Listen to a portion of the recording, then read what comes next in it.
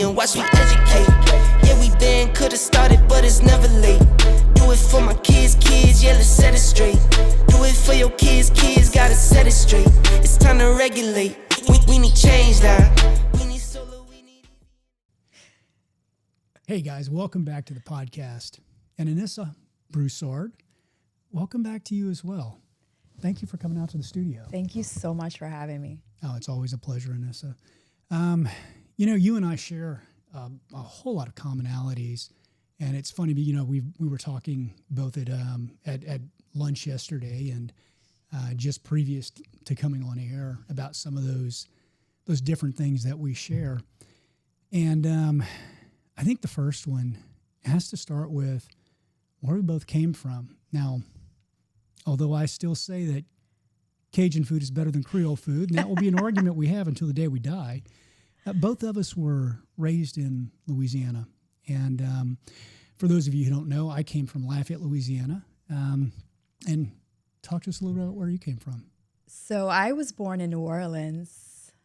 However, my family, the Broussard family, and the Thibault family actually originated from Lafayette as well. So we actually come from the same place. Which I know, really and actually some of your family lived, if I'm not mistaken, in Breaux Bridge, which is just down the road from me. Absolutely. Yeah, it's so funny because we never even met through all of our lives. It's so weird how life has a way of bringing connections between people.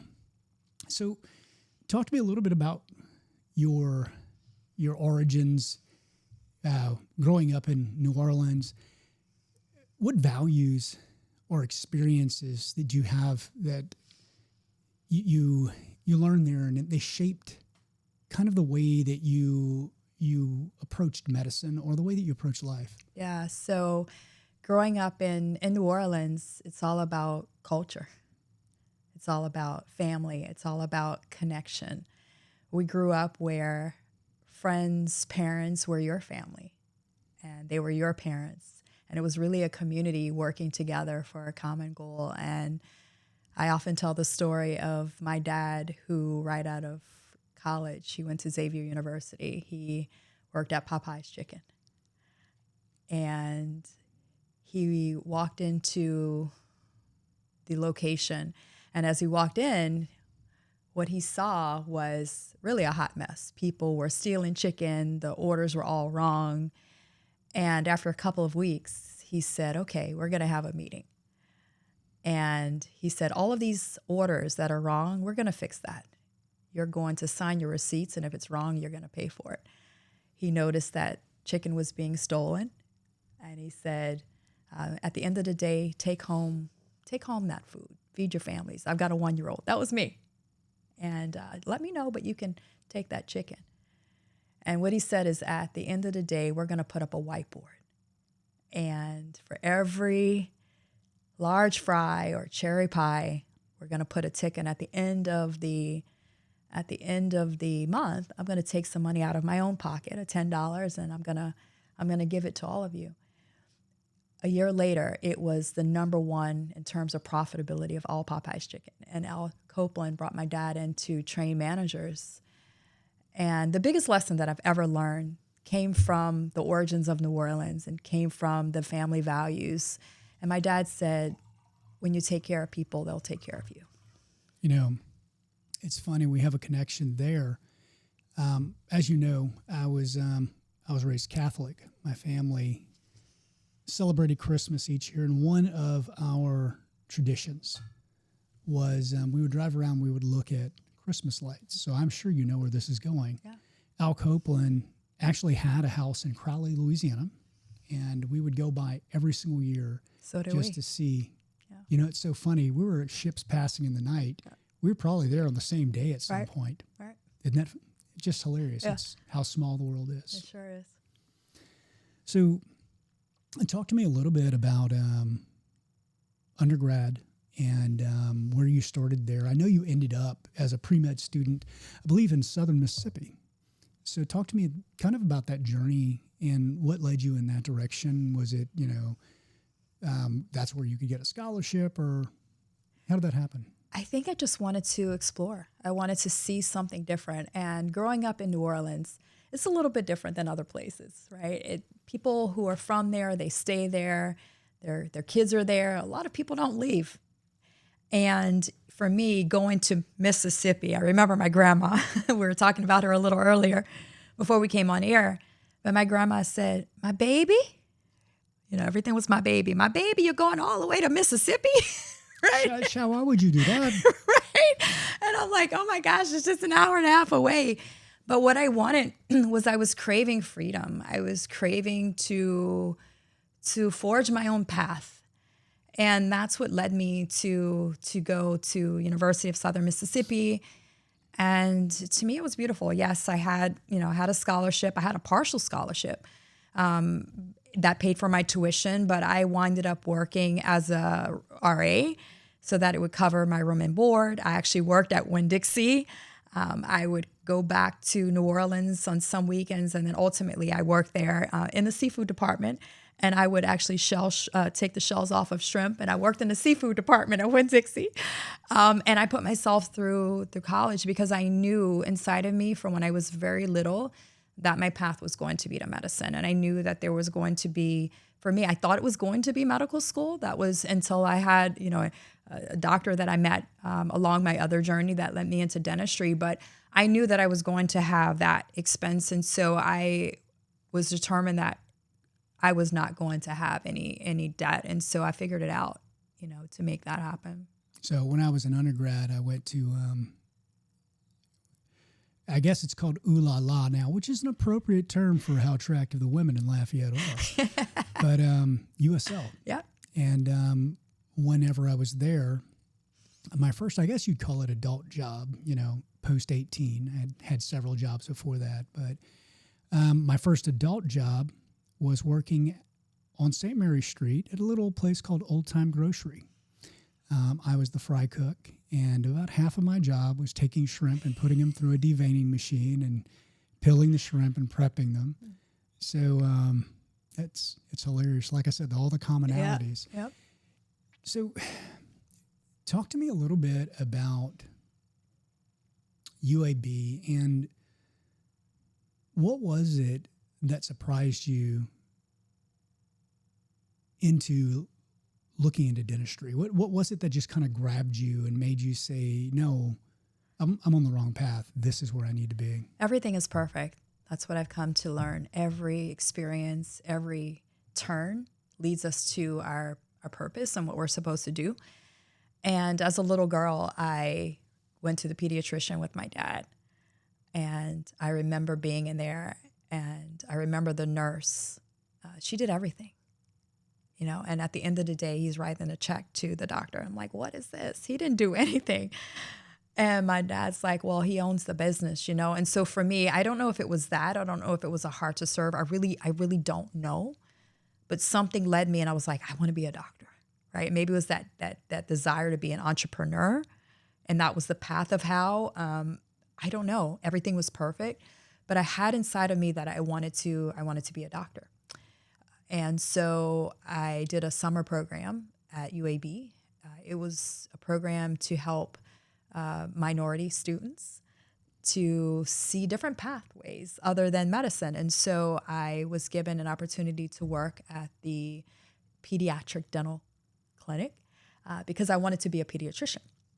And so I met this dentist, Dr. Olga Sanchez, and she was a resident originally from Puerto Rico. And she was amazing. That was such a rarity during our time. Yeah. There was no Hispanic community to speak of in Louisiana whenever we were kids. Yeah. And so I spoke to her, and she said, you really should think about dentistry. And she said, as a female, it is an incredible profession. It will allow you in different seasons of your life to be able to serve in different ways. In a season when you don't have kids, maybe you can work 7 days a week. When you have kids, maybe you can work, fewer days. And she was so right? And now, even in this season, I've had so many seasons of dentistry, of educating, and what I'm doing now with the agency. It's been just a beautiful profession that's allowed me to serve in so many different ways. And so I was able to meet the dean of students and all of these professors. And I was actually in my second year, my sophomore year at USM. And so I applied to, and I think we have that maybe parallel as well. But she said, go ahead and just take the DAT. And I said, well, I'm just a sophomore. She says, just take it and see what happens and apply. And we will, we accept a couple of students every year without having a bachelor's. So I took the DAT, and a month later I was interviewing, and a week later I was admitted to UAB. It was the only dental school that I applied to. And I said, if I get in, I'll go early. And so I did 3 years of university, and then I went on. Interestingly, UAB didn't understand this whole concept of giving you a degree, applying your first year of dental school. And so fun fact, I actually never graduated college. I actually don't have a college degree, which is fascinating. I do have my dental degree. But yeah, that was part of my journey. Amanda was the same way. Amanda didn't ever finish her bachelor's. She just went directly to DVM.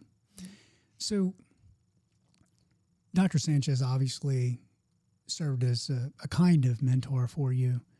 Talk to me a little bit about some of the mentors that you had during this time or even previous that may have kind of tapped into some of your leadership abilities before you ever even realized that you had them. Yeah, there's definitely been so many throughout my life. I mean, you've been one of my mentors, but yeah, I look at from the early days at UAB, I remember Dr. Carl Walker, and he is an orthodontist, and he had part of his purpose was to have dental students to go into Central America and do missions work.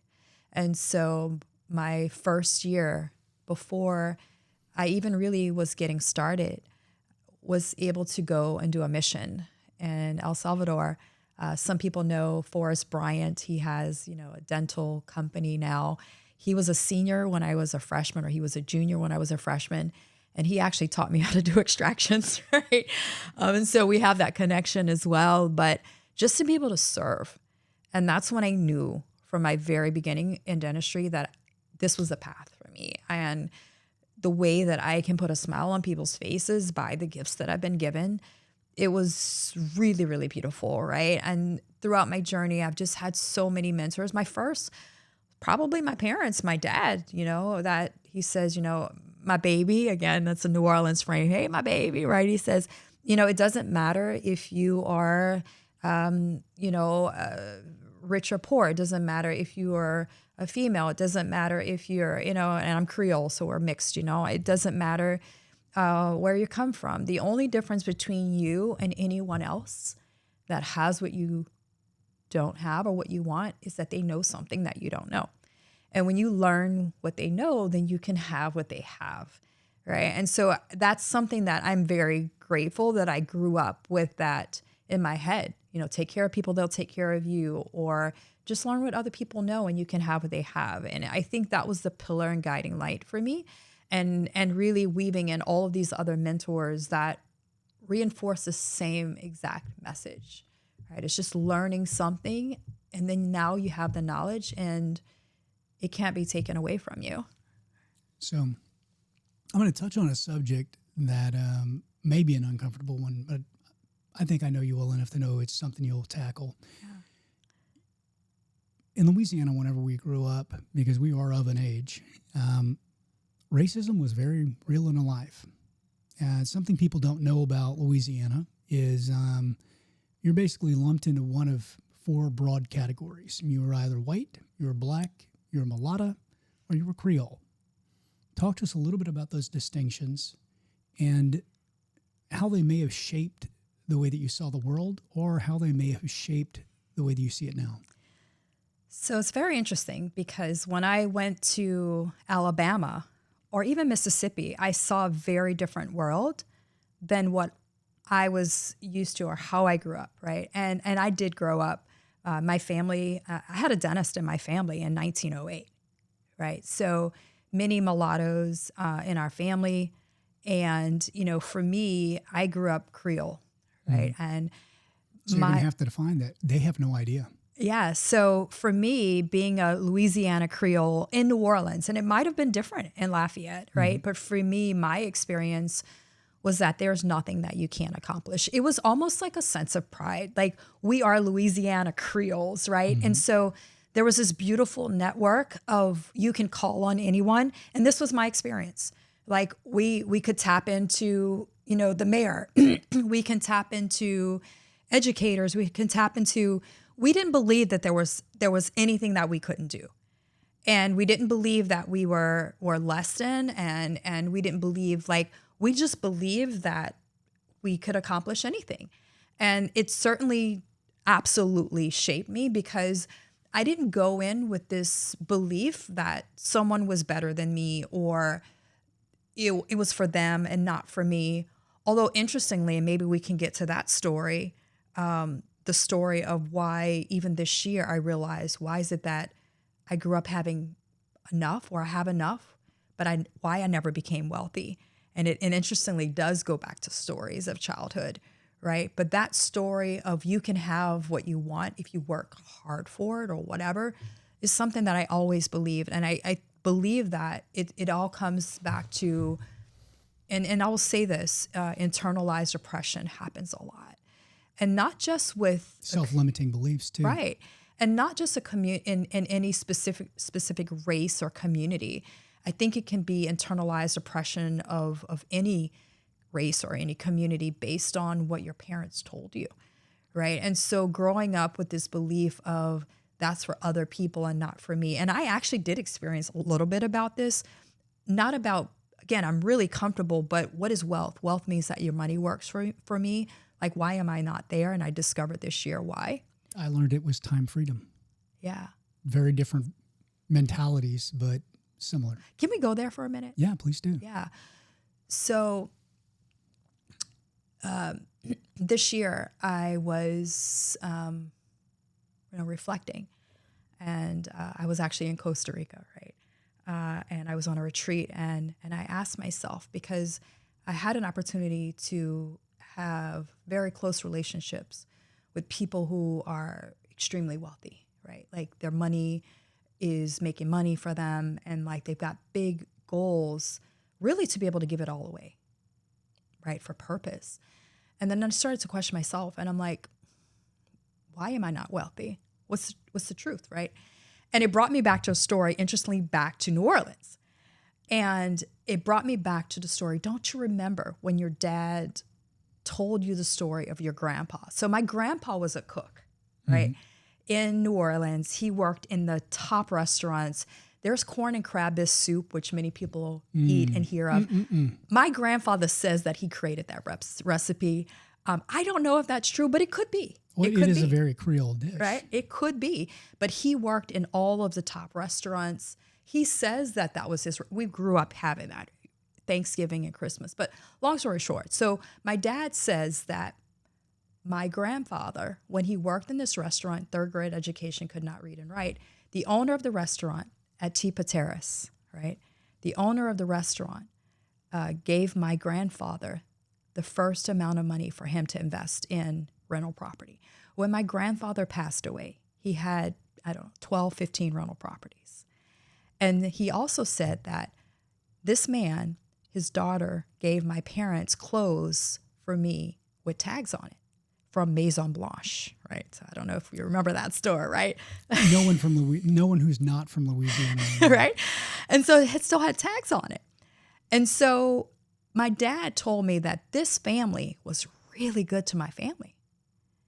But my dad started off the story with, there was this Jewish man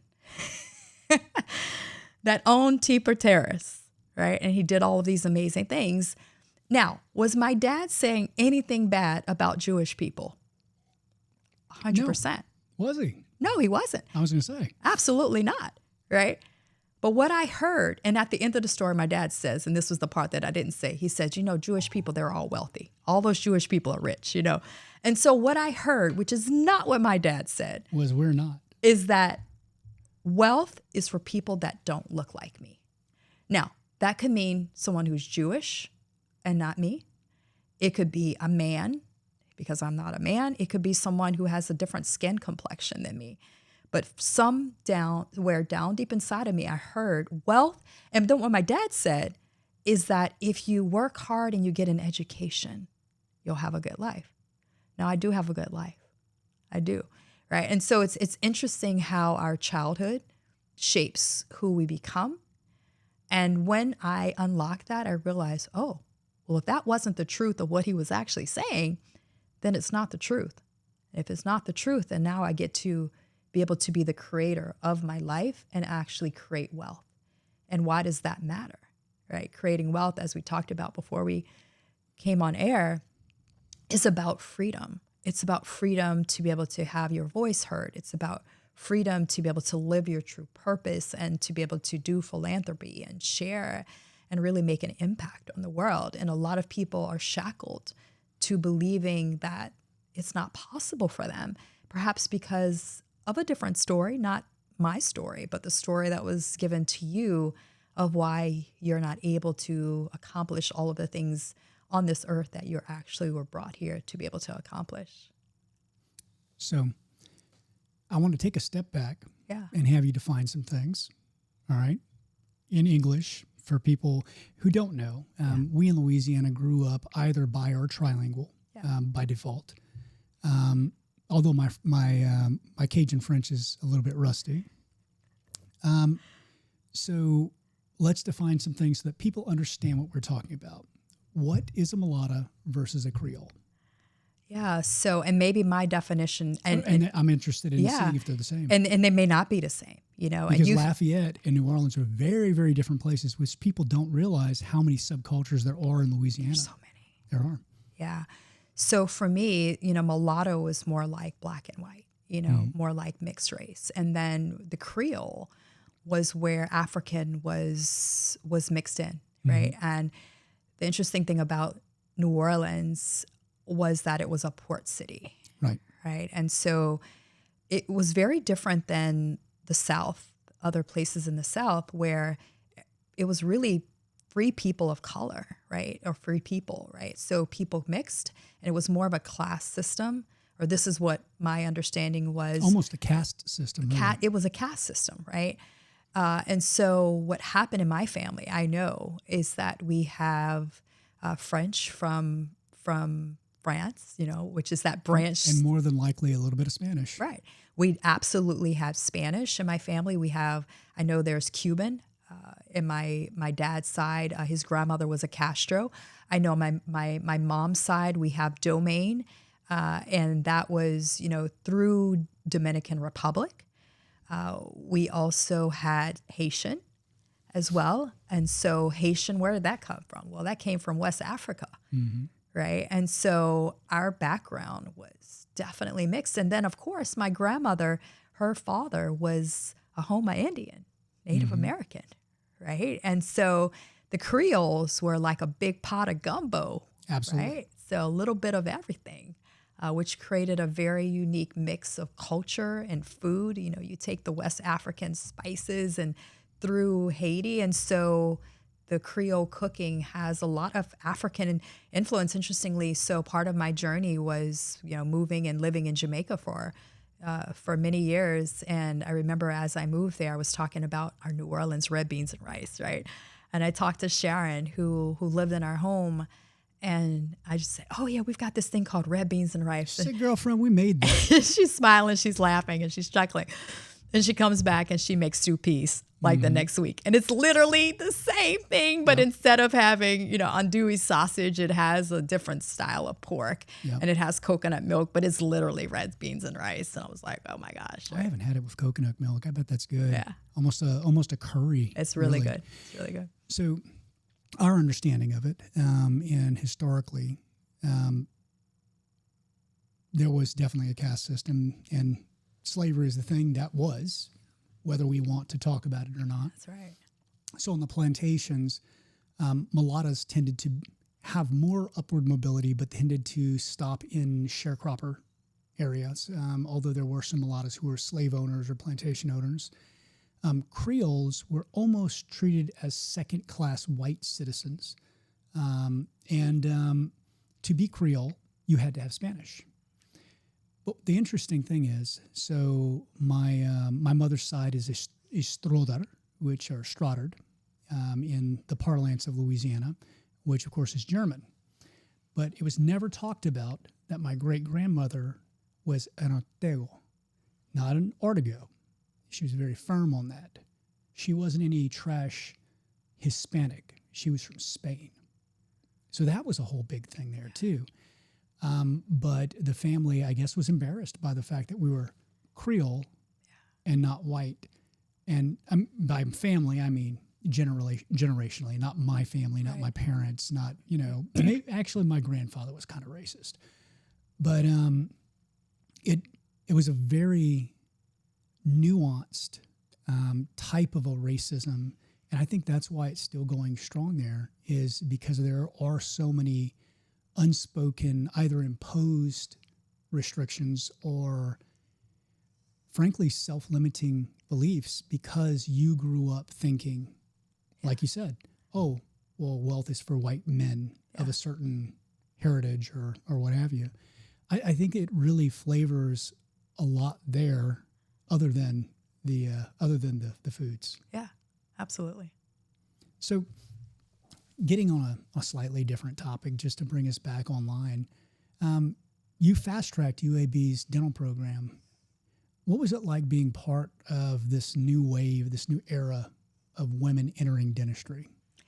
So our class was the largest class of women, or the first class of women where it was 50-50.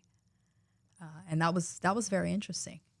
And it was exciting. At the same time, there's always a little struggle to that.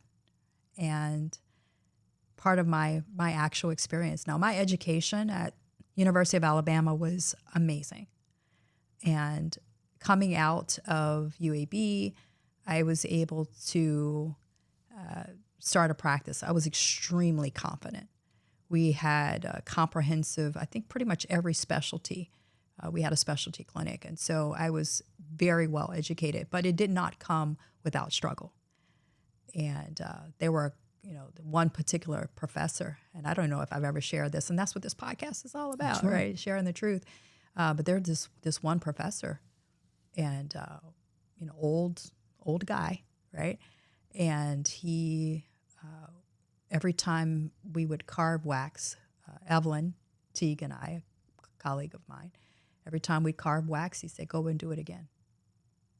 It's not good enough, right? Whereas other people would say, oh, you just need to take your instrument and go like this. Do it again, right? The night before an assignment is due, it's all wrong. You got to start over, And so we'd be there late at night when others have left, doing it again, right? And same thing, prepping teeth and all of this stuff. And so my junior year, what winded up happening is what I thought was there to break me was there to make me stronger. And so when it was time for us to get into clinicals, I actually was number one in terms of the number of units that I had done, because it wasn't taking me so long with patients now to be able to do the procedures that needed to be done. And it was the biggest gift, right? It was the biggest gift in terms of my clinical skills. Right? So we had a professor who did that, actually, to me and my lab partner. Interesting. White guys, right? Yeah. And it was something I talked to him about years later. Basically, I said, hey, Dr. Paravina, you're a dick. And this is why. Because he was super hard on us. And, you know me, I have a very high confront. Did he see something in you? He did. Wow, maybe he saw something in us. That's where I was going to bring this around to. So we were the fastest people in lab.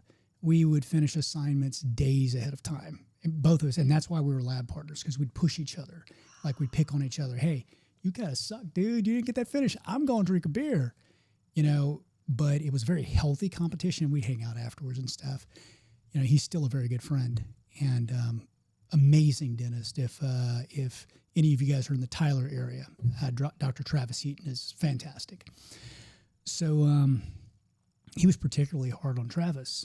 And I remember one day, it's right before practical, and he had finished waxing up his tooth just in record time. And so Dr. Paravina comes in and he, you know, tap, tap, tap. And I see him turn the screw. And I'm like, oh, that son of a bitch, he's not. And sure enough, for those of you who don't remember, or maybe someone who's watching this who's not a dentist, there's something called an articulator that mimics the human mouth. And there is a pin in it. And that pin is an anterior stop that is supposed to stop the bite at what the anterior vertical dimension of occlusion is. So he loosened that pin and he just smashed Travis's wax up, just destroyed it. And he says, oh, it looks like you went too fast. And he hands it back to Travis to redo right before the practical. And, but evidently he saw something in us and he wanted to push us. And that was his way. And at the time, I didn't see it. And I would certainly never do it to anyone. But that was his explanation for it. Whether it's true or not, that was his explanation. But the outcome was the same, wasn't it? The outcome was the same. You know, both of us were extremely clinically adept. And I personally graduated in October. Technically, I had finished all of my requirements for clinicals. And basically, I was just told to sit on my heels. So instead of doing that, I went around to every single specialty and pretended I wanted to be a specialist of that type. So I'd get extra time in clinic with them so I could enhance my skills for whenever I got out. You know me, I like to wring out every bit of information I can if I'm paying for something. Yeah. So I wanted to take a step back because, as you know, I'm very intentional whenever I'm conducting an interview. I brought up certain definitions and certain tendencies where we grew up because I wanted to explore where that brought you when you left. Because when you went to Mississippi and beyond, there weren't those definitions of what is a mulatto, what is a Creole, what is, you know, what have you. Was that something that you found freeing or alien or non-existent when you left? How did people see you? Did they see you as Hispanic? Did they see you as Black? Did they see you as Cajun, which most people didn't really know much about? How did that happen whenever you reached out outside of Louisiana? I think I was still blind to feeling a victim. I didn't feel a victim. I didn't grow up feeling a victim, but I saw a lot of that around me, right? So I would hear things like, well, you know how we are. And I'm like, I don't know what you're talking about, right? And so for me, I never chose to step into that because it just wasn't who I was. So who was it who was saying that to you? Mainly, you know, African American. So they identified that you were African American as opposed to white or Creole or mulatto or what have you. Right. That's interesting. And what I discovered, even through my own kids, right? So my children grew up in Jamaica, and they're definitely mixed. You know, their grandfather is from Northern Ireland. Yeah, they're such a melting pot. They right. really are. Their grandmother is, you know, Black Jamaican with, you know, or was. She's passed away with high cheekbones, right? But my kids growing up outside of the United States, and you will see this as I've traveled and meet people from outside of the U.S. My kids, when they moved to the U.S. for school, same thing. They were just like, it just didn't exist because even in Jamaica, it's out of many one people. So Chinese and Indian, and it's more of a caste system as well, right? So it was just so foreign to them that they just don't even understand that, right? And so all of their friends are from everywhere, right? And so for me, growing up in New Orleans, that's how I saw that. So I saw every opportunity again, but I saw every human as a human. And it was just foreign to me to hear things like that because I would say, well, why would you say that? Right? That's a victim mentality. Right. Of we can't because, right? And so it's locking you into a box of not living your full potential. And this was not, and let me just be clear, this was not generalized. It would have been one or two people. So I don't think it's fair to say this race or this ethnic group believes this, but it was just a couple of whispers, just like the couple of whispers that even if it was the race or ethnic group that was the one who was having that put on them that Right. believed it. And that makes a difference. And it wasn't their fault. Yeah. Right. And so the reason why someone's saying, well, people like us, how we are, it didn't come from them. It came from their parent or a teacher, someone in their life that told them that, and they believed it to be true. And so a lot of what my messaging is now is that what is the truth, right?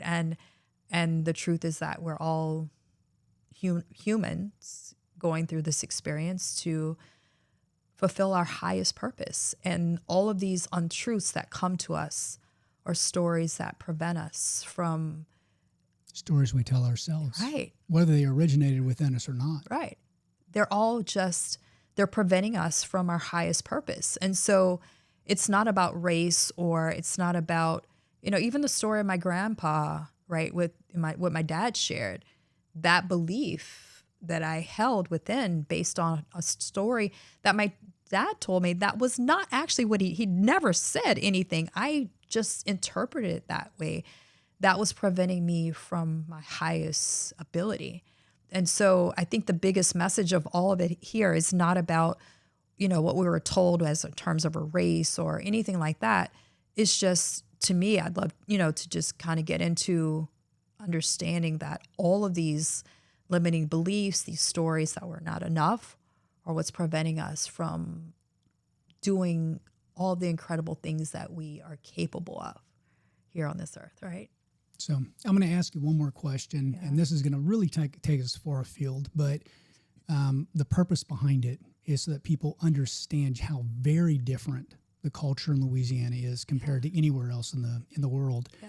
So I'm curious if you guys had the same superstition that we did.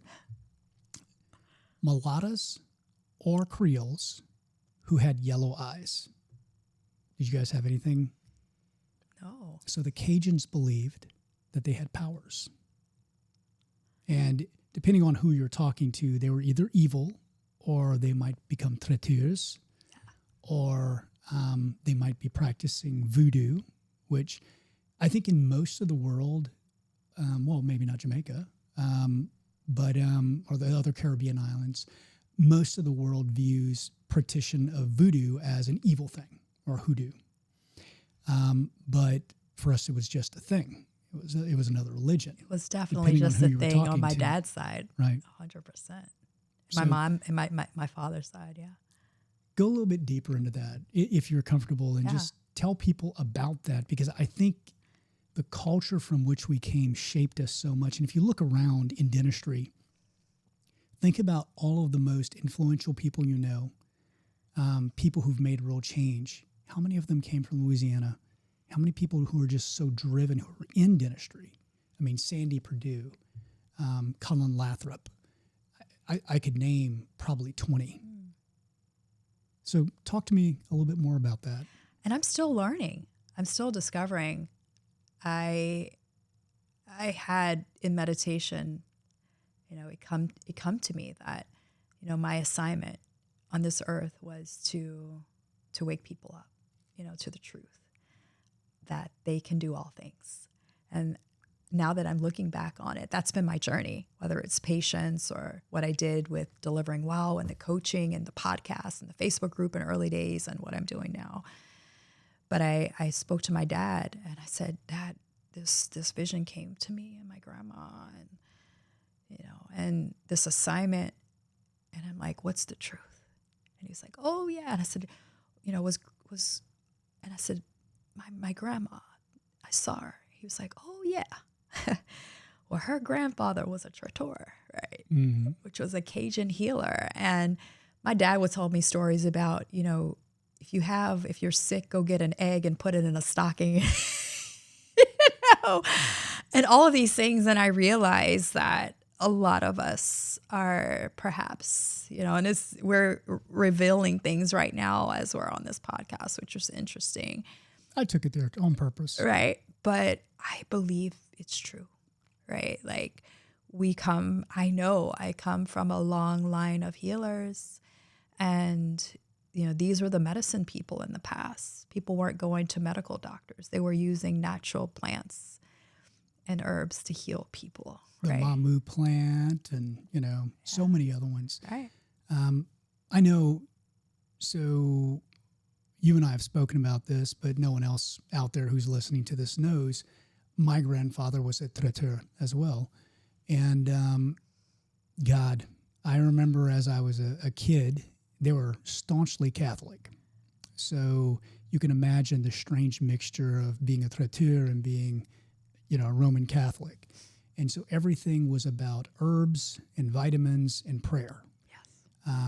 Now there's a totally different stripe of traiteur in New Orleans. For instance, some of them were hoodoo, but it all incorporated the natural world, the healing properties of plants, and energy in one way or another, prayer or ritual or, any number of things. The funny thing is, as I get older, I'm seeing some of these plants. All of a sudden, pharmaceutical companies are patenting a compound from the plant. Yes. I think the mamu plant is a great example. I'm not sure if they used that or if they used, I can't remember the name of it. It's a very similar plant, but it's a tree. And they would boil the seeds. Sometimes they would extract it in linseed oil to make a tincture, or they would boil it to make a tea. And my Lord, it tasted amazing. And by amazing, I say it was one of the worst things I ever had in my life. And they would use it to treat the common cold and flu and things like that. And so what they have found is that it's an expectorant and it's an antipyretic. And so this folk wisdom that surrounded medicine and the teachings that they carried on verbally, because nothing was ever written, they're very valid, or at least in some aspect they're valid, in much the same way that aspirin was discovered. For people who don't know, aspirin is actually derived from the bark of a tree, and they used to call it the toothache tree.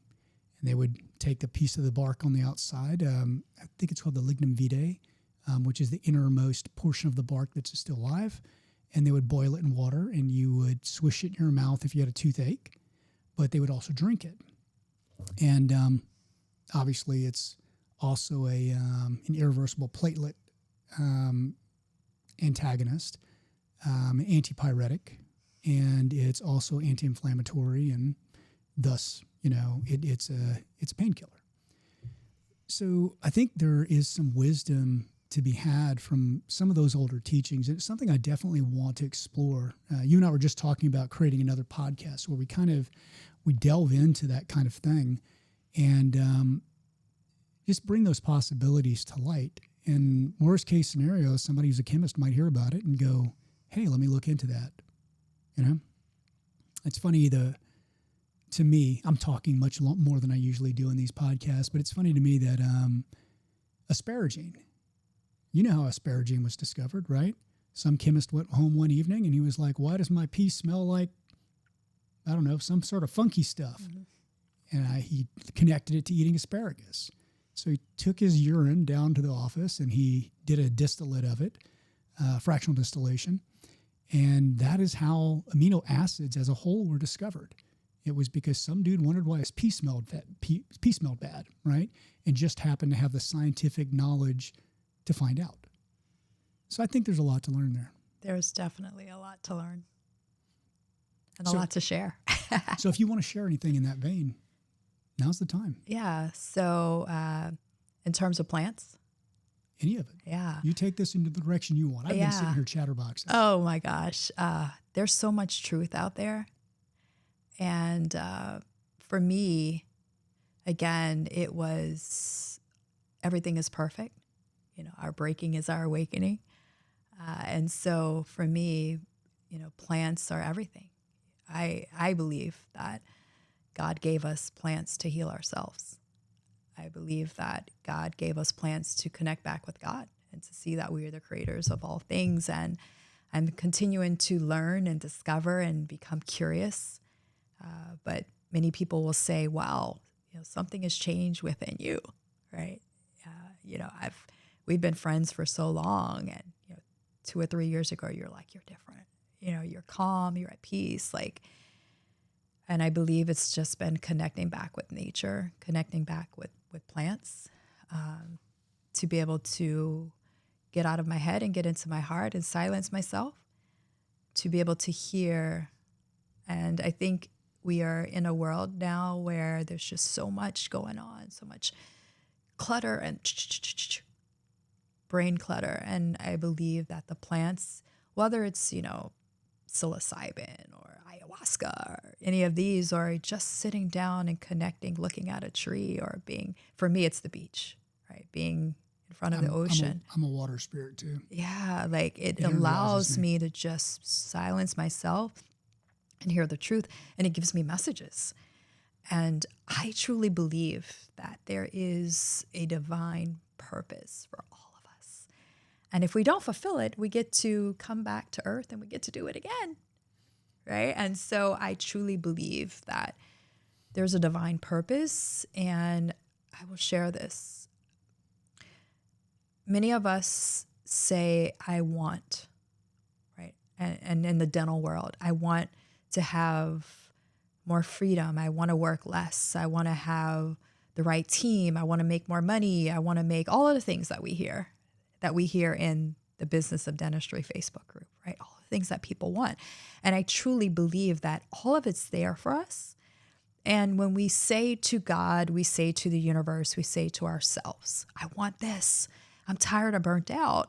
I truly believe that our inner self or universe, God, source, whatever you believe, is listening and is there to give us everything that we want, but we have this free will. And so when we say, for example, I want a better practice, right? And then all of a sudden, let's just say in your first Facebook group, somebody appears or you tag someone and say, this is a great practice consultant that can help you, right? We have free will to listen because that person is actually the path, or not listen.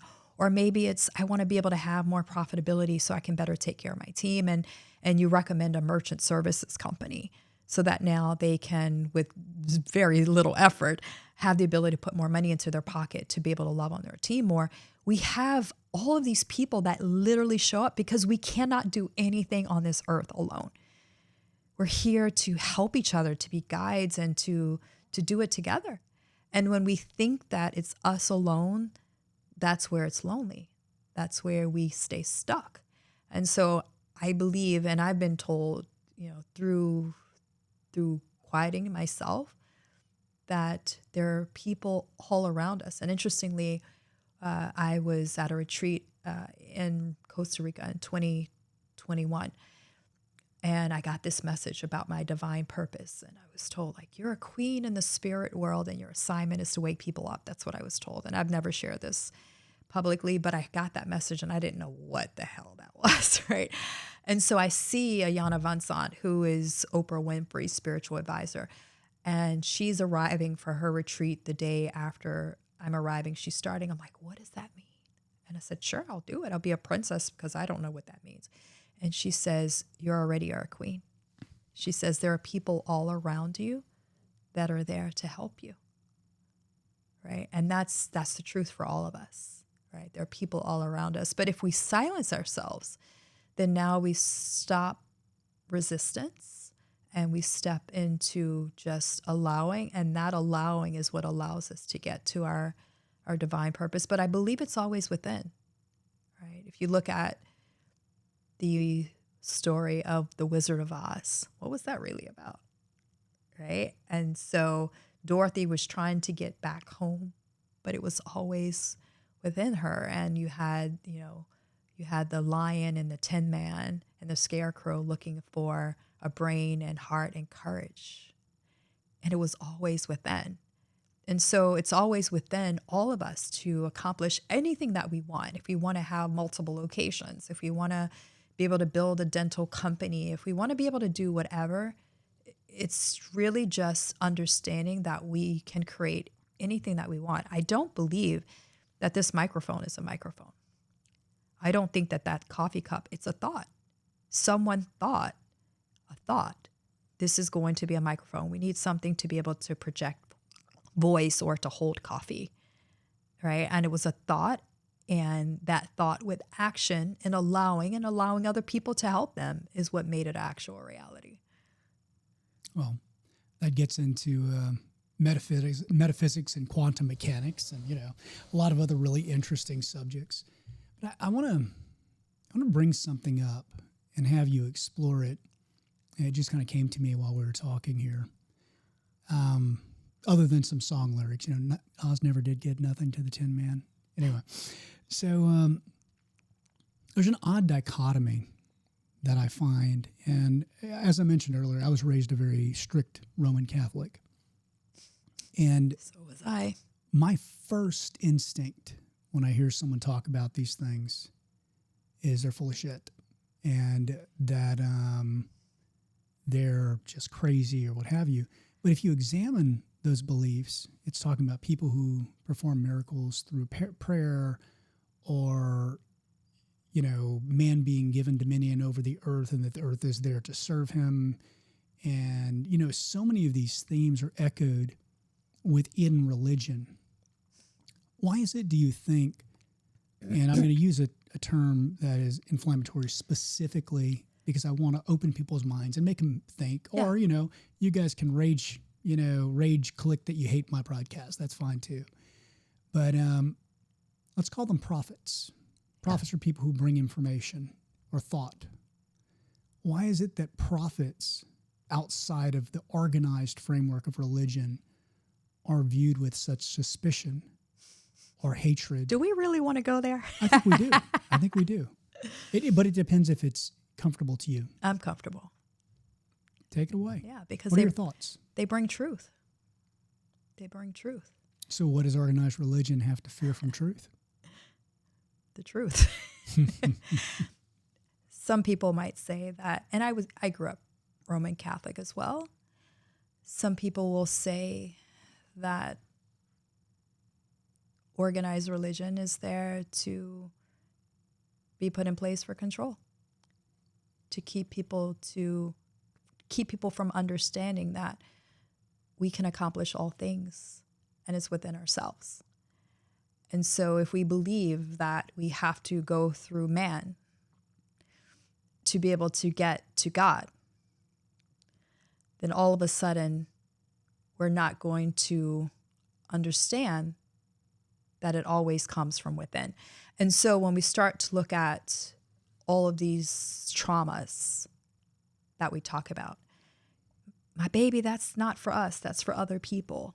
Whether it was said directly, which oftentimes it is, or indirectly, which is what happened in my case, that belief is what keeps us from what's available for us, right? Like when you look at wealth, even going back to the original story that I shared earlier, why is wealth something that I aspire to now?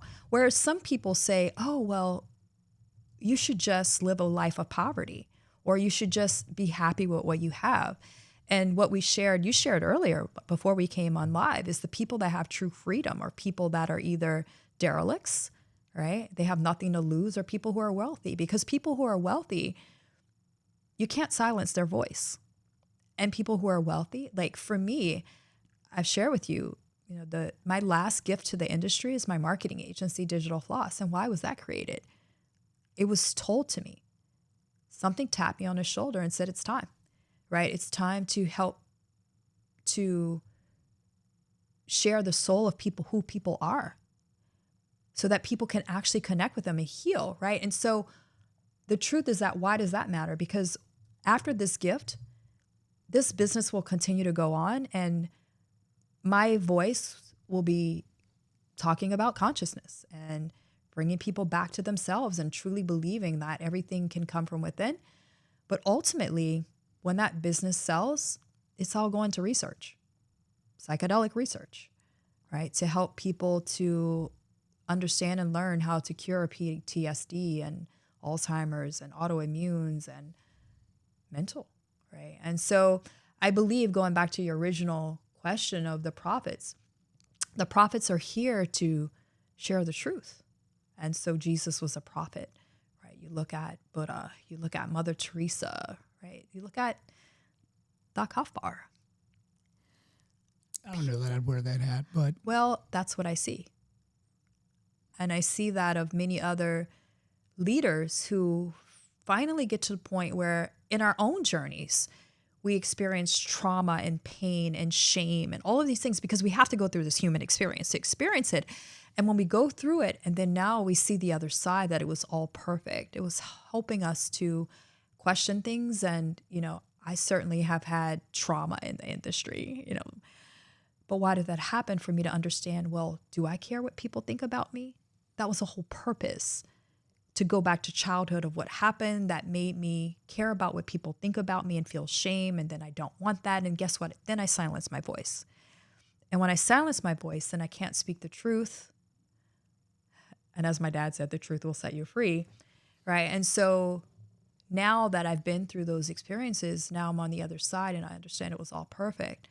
And now I can bring truth, right? And so I truly believe that organized religion, or all of these things that were told to us, traumas through you're not good enough, or, and what we're all seeking ultimately, Chris, the whole point of this for me.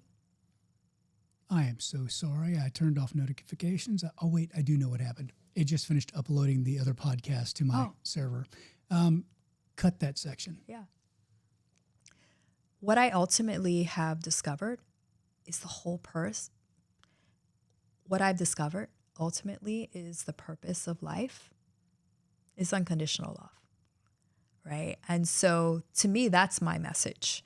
And that's my purpose, is to spread that. And when we look at dentists, right, when you can have unconditional love for your team, like what my dad taught me, take care of people, they'll take care of you.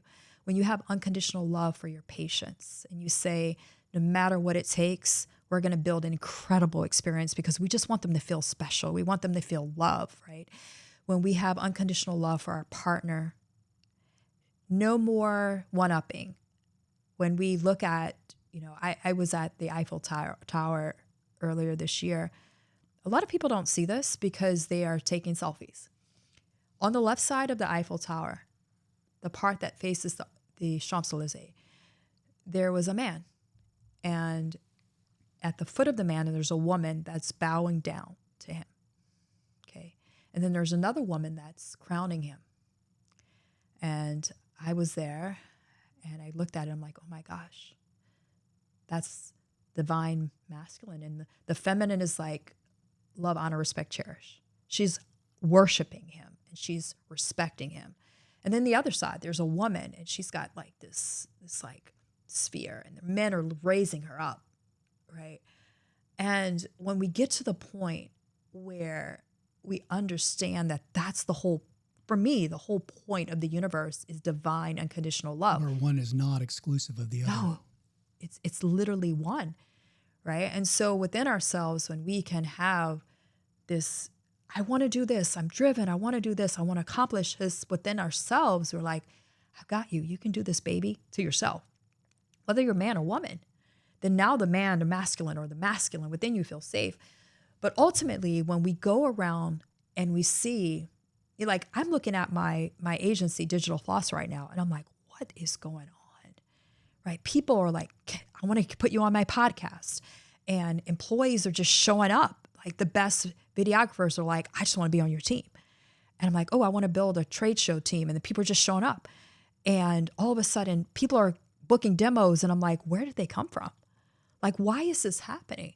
Because ultimately, like for me, and this is just in my own human example, it's like all about unconditional love. And so when you build a business around that, when you look at your partner like that, and you give them unconditional love, what comes back is a mirror to you of that. Right? And so I truly believe that, like, my purpose is to help people to understand that as truth. Because if everyone just loved everyone, guess what? We wouldn't have to work so hard. Like, I don't have to think about trying to build my business. I just have to think about serving other people. And if everybody took that approach, then now we can all have so much massive abundance where we can now just, again, serve, and we can create real change and impact in the world, right? So I'm going to ask a question, and it's going to seem to veer, but I'm going to bring it back around. Whenever I was training as a biologist, for those of you who don't know, I'm a biologist. I'm about 12 hours away from having a chemistry degree as well. My specific track in biology was molecular and cellular biology, which is basically a hodgepodge of microbiology, biology, organic chemistry, and biochemistry. It was kind of the precursor to our modern genetic studies. We had a scientific literature class, and one of the books that we were required to read was truly foundational in the way that I view the world. And it was called Science as a Way of Knowing. And if you guys are interested, you can look it up. It's John Alexander Moore. I don't know if you've read the book or not. But the attempt was to explain how scientists think or should think based upon the classification of knowledge and testing of knowledge, and how you should be seeking to disprove the things that you believe to be true rather than to prove them. But the most meaning I took from the book was actually the title, and it struck me. Science as a way of knowing. And one of the lessons I learned there was that science and the rigor behind it are not necessarily important for observation of things, but rather for classification and structuring of them in such a way that they can be communicated. And much the way that science views lay people who have an epiphany, they see something, they make a connection, and they go, I think this thing is true. Most scientists look at that and they go, bah, humbug. You don't have the training. But much like plants that the American Indians used or the traiteurs used or were used for centuries, that we're suddenly finding out, wow, this does have a medicinal purpose, and here's what it is, and we can classify it, organize it, and disseminate it, and recreate it. I think the same is true of religion. I just wanted to get your response to that, your thoughts. Yeah, so I can't speak to the religion piece. I'd love to hear your thoughts on that. But what's coming up for me... This podcast is about your thoughts. Yeah, what's coming up for me right now is 100% what you're saying is true. My daughter's a neuroscience major. She's at the Middlebury College. Are you comfortable talking about why she chose that field? Yeah, of course. Okay, please go through that whole thing, because I think it's important for why it's her calling. Yeah. And maybe it's not, but that's what I feel, right? So my daughter's doing neuroscience, and she sees, at least currently, and I see it, she has a desire to do an MD PhD and study neuropsychedelics research. And, well, I'll share this part and then I'll go back. So I'll answer your first question and then I'll go back to the origins. This summer we were in Colorado at Psychedelic 2025. It's the largest psychedelic conference, and she wanted to go to the conference. And so there were 3 sectors of people that were at this conference, right? So the first sector of people were the MD PhDs. They were lecturing on brain functional MRIs and how psychedelics play into solving challenges around PTSD and autoimmune issues. And it was just pure science. So there were lecturers from Johns Hopkins and Yale and Harvard, right? Just all of these scientists, right? And this is the scientific research and data, right? And my daughter's definitely a scientist, right? And then there was another track, which were the mystics, okay? Now, these were people that did not have, the academic knowledge, and maybe they didn't even have formal, maybe they didn't even finish college, perhaps, or maybe they did. But in those rooms were people who are sitting around drinking tea and talking about what the medicine showed them when having an out-of-body experience, drinking ayahuasca or having mushrooms, right, for psilocybin. And then you had the shamans. So there was an entire other track of indigenous people, tribes that were there, talking about what they discovered. And it just really hit home for me that although there may be different lenses of it, that it literally is all the same. It's all the same. It's the empirical knowledge, and it has to be both. Because if it's just the scientific without the heart, then you don't get to feel it. You're just like, empirically, this is what happens.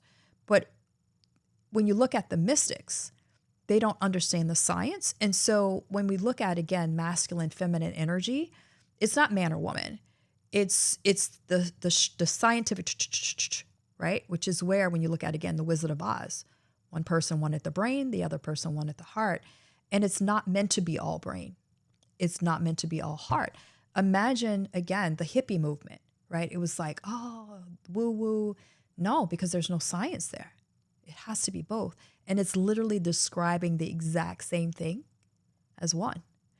So when we go back to my daughter, interestingly, so my daughter and both of my children, I'm incredibly proud of them. My son is studying finance, at Drexel, and he's doing phenomenally well. And I'm like, I see his path. My daughter's path, and I'll speak about her specifically as it relates to the neuropsychedelics and her path, is that she always felt that she was very different. She went to a very small school, and she was 2 years old and literally moved herself to the 3-year-old table. And it's like, this one is not for me. In her high school entrance exam of 40,000 kids, this was when she was living in Jamaica, she scored #1 in the country. Her SAT score was 99 percentile, and she always felt a little different, right? And she did have good genes. Yeah, she did, but it didn't. It was bigger than that. Her dad is an oral surgeon. He's brilliant, but it was bigger than that. She was always someone that was a fighter, meaning like she didn't believe what you said to be true was actually true. She would question the teachers, and she would say, but that's not actually true. You need to go read the textbook, and she would get resistance from the teachers, like she was being disrespectful, or she didn't feel like she fit in. And that led her into therapy, when she was in 3rd grade, 4th grade, and going down this path of not feeling very different, that she didn't fit in, and a lot of ups and downs, lots of ups and downs, and what it led her to is this point of, now I see it so clearly, is like, that was all perfect. It was all perfect, because what I see, and again, this is not control of me projecting or expecting this of her if she listens to this podcast. It's all perfect, because what I sense, and again, this is not my projection or my hope, this is just what I feel through my own intuition, is that she's been brought into this earth to do something massive in the area of psychedelics, and to be an activist, if you will. And if she didn't go through her own experience of not feeling good enough or not feeling accepted, and she would have never gone to the therapist, she would have never realized the beauty of therapy, and now led her on this path to doing research that is going to impact, I see, not thousands, but millions of people with her actual purpose. And how interesting is it that her own mother, that 5 years ago, would have thought that this was all a bunch of horse shit, and this is woo woo, and how could you want to do this? This is going to shame our family for you to want to do this, because and the interesting thing is, like, alcohol is, we were talking about this yesterday, neither one of us drink alcohol anymore. Alcohol is legal, right? And alcohol puts people into a state of depression and fighting, and destroys families and plants. Well, paradoxical excitation. So first it puts you into euphoria, and then it puts you into depression. And many people drink alcohol because they're depressed. Yeah. But what ends up happening is they get the initial excitation, and then as the chemical processes go on, they actually deepen their depression. Yeah. I think that's how people get trapped in the cycles of drinking, is because they found something that helped, but it also was something that caused a positive feedback loop in the very thing that they were trying to address. I think that's how people get addicted. I think so too. When you look at plants, again, like, they're illegal. well, why are they illegal? Well, probably because you can grow them outside of, your backyard, but it's something that some of them for very specific reasons. You know why marijuana was made illegal in the United States, right? tell me. Because of fabric companies. They were threatened by the production of hemp because marijuana was originally being produced to produce hemp cloth. And it was so durable, so cheap to make, that fabric manufacturers felt threatened by it. And so they created a PAC, Political Action Committee, and they funded attacking marijuana through some really bogus studies that talked about how it causes rage and murderous rampages. There's lots of interesting connections right there if you want to go down a rabbit hole later. And I think it's really good because, many of you who are listening, you know Chris, you know myself, for what you know us for, right? And so I think this is a very fascinating interview because I have definitely, over the last 4 years, gone down a rabbit hole of hearing things and then saying, maybe that is true, and being curious, which leads me down other rabbit holes. And I know you've been on this same journey of like, what is the truth, right? And being, I think COVID did that to a lot of people. Yes. I just got banned from Facebook and YouTube just now. Right.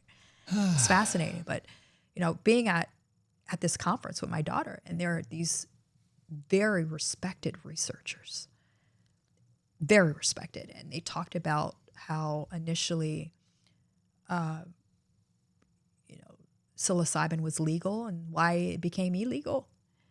And it was because, again, it could heal almost anything, autoimmune, and it can heal PTSD and all of these things, and it could bring us back to God. And the pharmaceutical companies didn't really appreciate that because all of a sudden, again, that's control, that's money, it's power. And so there was a forcing, if you will, of government to make it illegal. I think it took a lot of the vets coming back from action. I've got several friends who went down this road. They would go to Mexico. There's I'm sure you actually know exactly who I'm talking about. Yeah. There's a very famous doctor down there who eschewed traditional medicine, and he actually used a lot of the native, I say native cultural medicines from the Mayans, the Aztecs, the Incas, and a lot of the other indigenous groups that are there, that there are hundreds, 300 or 400 different tribes, but they had these very similar beliefs that were part of their shamanic tradition. And ayahuasca was one of them, which had migrated up from Brazil and from the rainforest area in general. But even the Aztecs used many psychedelics in their rituals. And so he was curious about it. He started using it, and then he realized it may have benefits for people who had what we might describe as a psychotic break or PTSD. And he thought it might help them to reframe the way their mind worked, because their mind was attaching to certain things and it was fixating on them, and that was causing their difficulties. So he began practicing medicine with this stuff, and he had some absolutely amazing results.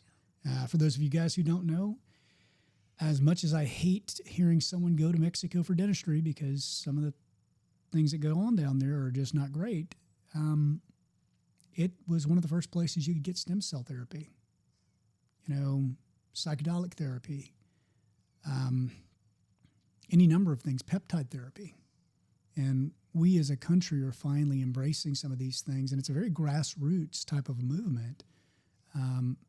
Stem cell therapy helped me to walk again. Do you remember how bad my knee was? That's so crazy, Chris, because I had stem cells as well. 2 years ago, I couldn't walk. Yep. And I had to go to Costa Rica at the time, and I had placental. But it makes every bit of sense that they would be used. We know that they're pluripotent.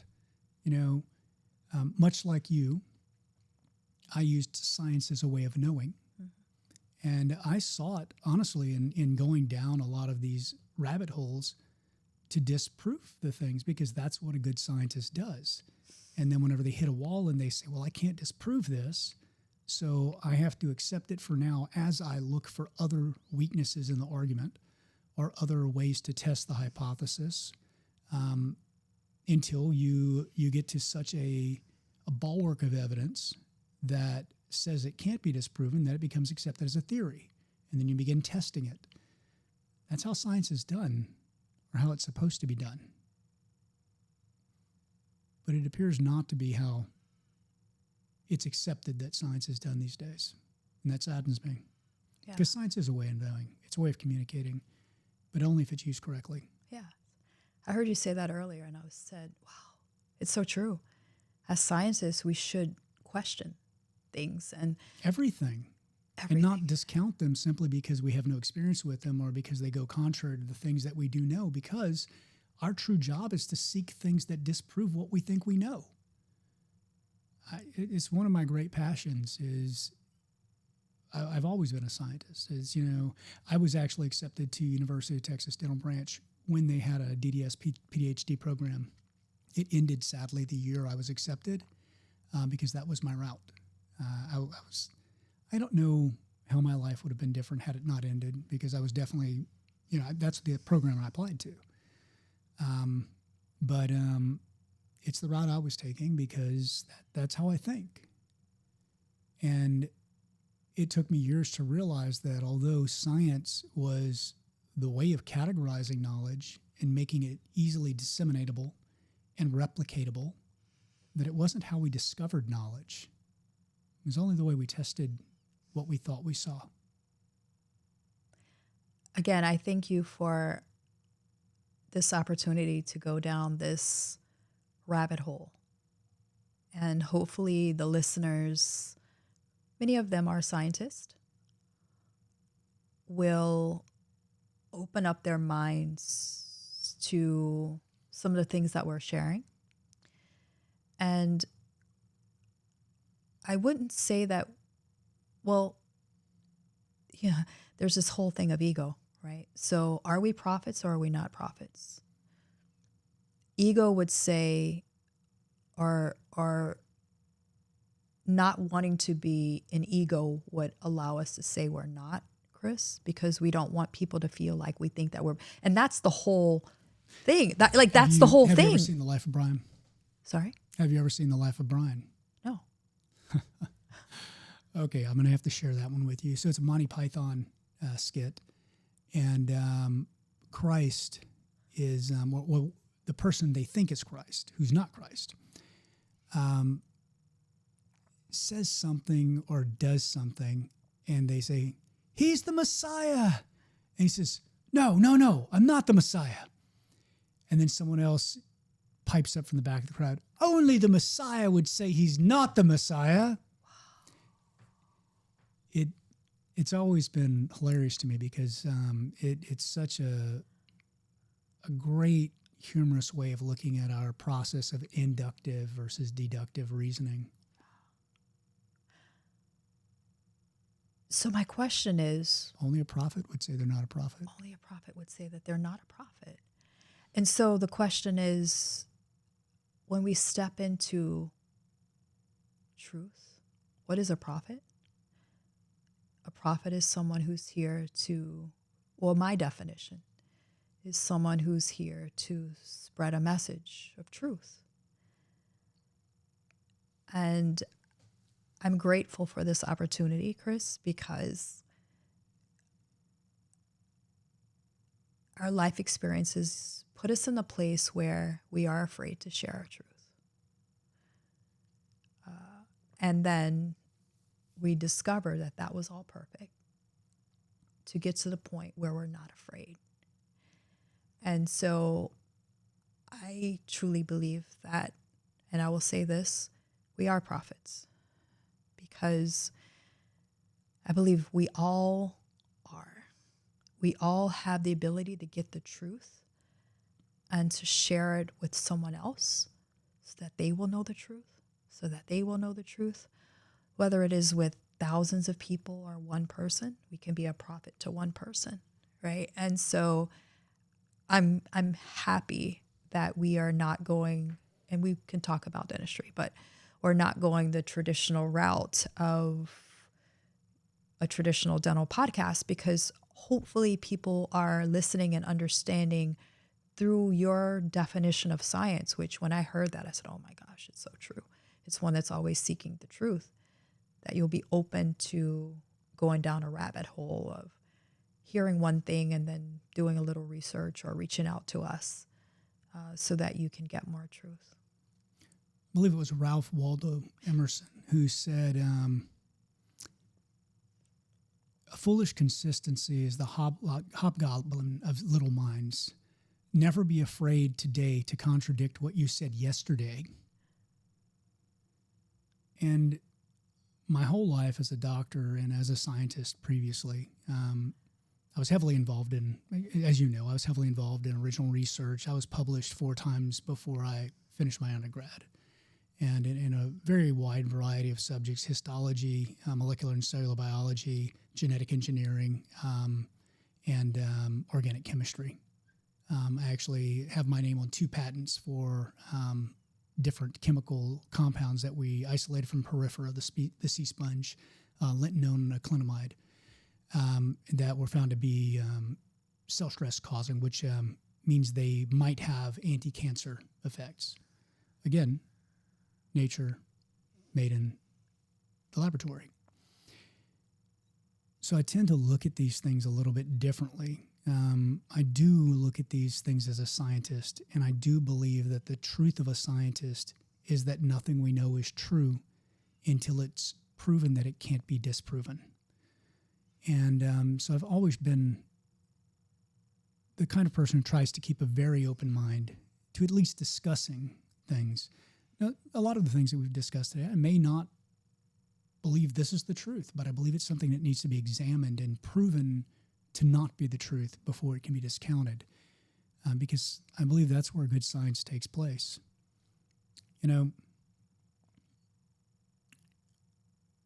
we have completely eschewed our normal questions, but I do want to bring this back to a question I had that I wanted to posit earlier, but I felt that the flow of the conversation was going in such a direction that I didn't want to stop you from saying the things that you needed to say. But in your life, in your professional life, in your personal life, you've been attacked. And I think the reason is not because you've spoken your truth, but because people view someone who is truly giving of themselves as fundamentally wrong. I'd like you to speak to that in your personal experiences, if you have found what I think to be true, and talk to us a little bit about that. Walk us through what happened, and your experiences with it, and how you think we can change to fix it. Yeah. So I truly believe that there are people that have never experienced love. They've never experienced kindness, compassion. And so when they see it, they don't believe it's true. It can't be true. I've never seen this. I don't even know what this feels like. And so I will say that early on in coming into our industry, I was questioned, right? Could you really be doing this You were more than questioned. You were attacked viciously. I remember one specific instance, if I may. Yeah, of course. Someone took a picture that you had taken. You know what I'm talking about. Yeah. And they blew the picture up to show you in a very unfavorable light. The way that the picture was taken, you could zoom into the picture, and it was an upskirt shot. And they used that to defame you, as if you had done that on purpose. Rather than having compassion, maybe messaging you and saying, hey, I don't know if you realize this, but in this picture, such and such. They took the time to zoom into your picture, blow that up, and then post it on the internet to somehow link that to the fact that you were some sleazy marketer who was just trying to take people's money. Yeah. I shudder at trying, and I fear that when we try to put ourselves into other people's shoes, we necessarily come into contact with whatever it is that causes them to be the way that they are. And I shudder to think of trying to justify that or understand it on any level. Yeah. Because I don't want to come into contact with that thing within my own mind. So it's all perfect, right? It's all perfect. So a couple things happened, right? So, the first thing that happened was, and I believe I know the experience you're talking about. So I had a marketing company that was posting content for me. I hired them to do their job. And there was a photo of me, and I was on my computer, and it was taken in the scene of a warehouse in Chicago. And the copy that was written, it wasn't me. It was an agency, a team that I hired. And the copy said something about a morning huddle, which totally did not go with that scene, right? Like, how could I? And so it was like, how can you truly believe that how could you take her seriously talking about morning huddles that she can actually help dentists when she's talking about a morning huddle and she's in a glamour shot in this warehouse, right? And I can put myself into those shoes without feeling contaminated and gross, but then it went down a rabbit hole, right? So then it was like, I wish I was in her panties, and it got like super nasty, right? And so for me, it was, number one, what did I do wrong? Well, I had a team member that wasn't in dentistry that wrote copy that didn't resonate. Okay. So was that really me? Could it be so that you have a member of your team that is in their good faith doing their job but doesn't understand? 100%, right? There's actually something beautiful that came out of that. Number one is I took that and I put it all over my Facebook group, and I'm like, this is nasty. This is horrible. And the person who created that post, they winded up not being sponsored anymore by Weave, and a big statement came out about respect for women, which was, again, a gift. But at the end of the day, about a week, and no one knows this is the first time I'm sharing this story, and I told him that one day we need to share this story. It was Joshua Austin that created the post, and he is an incredible educator, okay? But he put this post out, and he said, you're going to destroy my career, and all of these things happened. And a week after I came back from Costa Rica in my ayahuasca experience, I forgave him. And I forgave so many other people that attacked me, that attacked you, Chris, that attacked so many of us that were just trying to serve at the time. And I forgave him and all of them. And I gave it to the fire, because what I realized that anyone that attacks you, anyone that hurts you, it could be your parents, it could be friends, it could be anyone. Most times they don't have awareness of it. And it's never about you. It's always about them. And I learned that through the medicine. And so I said, you know what? I forgave you. And what he says, and it was so weird. He reached out to me on my personal Instagram, and I said, it was so weird. And he says, I was going through things in my own life, things around my father, things of me feeling not that I wasn't enough. And it had nothing to do with you. And before I had an opportunity to not apologize to you, I want to come to you and I want to apologize, because it was never about you. And I am truly sorry. And we continued to connect. And interestingly, I started to lighten up a little bit, right? And so instead of being forceful with him, he'd be like, what are you doing? I'm like, I'm at the beach. You want me to send you a picture? And it's not, that may sound sick or whatever, but I was just like, I put humor into it. I didn't let it affect me. Yeah, we actually became, I wouldn't say like buddy friends, but we became friends to the point that a year later, because he writes for dental economics, I said, Josh, can you help me? And he's like, whatever you want, Anissa. Like, I said, can you connect me with Pam? I'd love to be able to write for dental economics. He was like 100% on it. 2 minutes later, Anissa is an incredible educator. The world needs to hear her message. Like, I highly endorse her. I know we've had our history, but I wrote 2 articles for Dental Economics. One is about the third type of transition that most people are not aware of, which is what I have. My practice is an annuity for me now, right? And I spoke about that. I've spoke at Dental Economics, and that all happened because of forgiveness. It all happened because, I forgave him and he forgave himself. And it was never about me, right? The other attack that happened, and many people know it, many people don't know it. But I was attacked. We were attacked, for helping people with our Dental Hub 360. We were attacked for giving people free education by people who were frustrated because they were creating an education platform where they would charge people. And so there was fear on that part. That's what made that happen. There was fear because what I saw in the medicine is maybe they worked so hard and they were afraid that their spouse would not love them because they've given so much of their time to this new project. And if it fails, they're going to fail their spouse. And so that's why there was this fear to attack us, to try to put us down so that now they wouldn't disappoint their spouse. I know it's crazy, but that happened, right? And so a year from there, when I was shown that my original platform, which was Delivering While You, which was an education platform just of my content, I was like, you know what? I've been shown that I need to help doctors in a bigger way. So I'm going to bring on Sandy Pardue, and I'm going to bring on Katrina Sanders. I'm going to bring on Devon for insurance, and I'm going to build a whole different platform. And so I was advised by a mentor, just give it to everyone. Close it, give it to everyone, let them download it, let them have it for free. And I'm like, that's a great idea.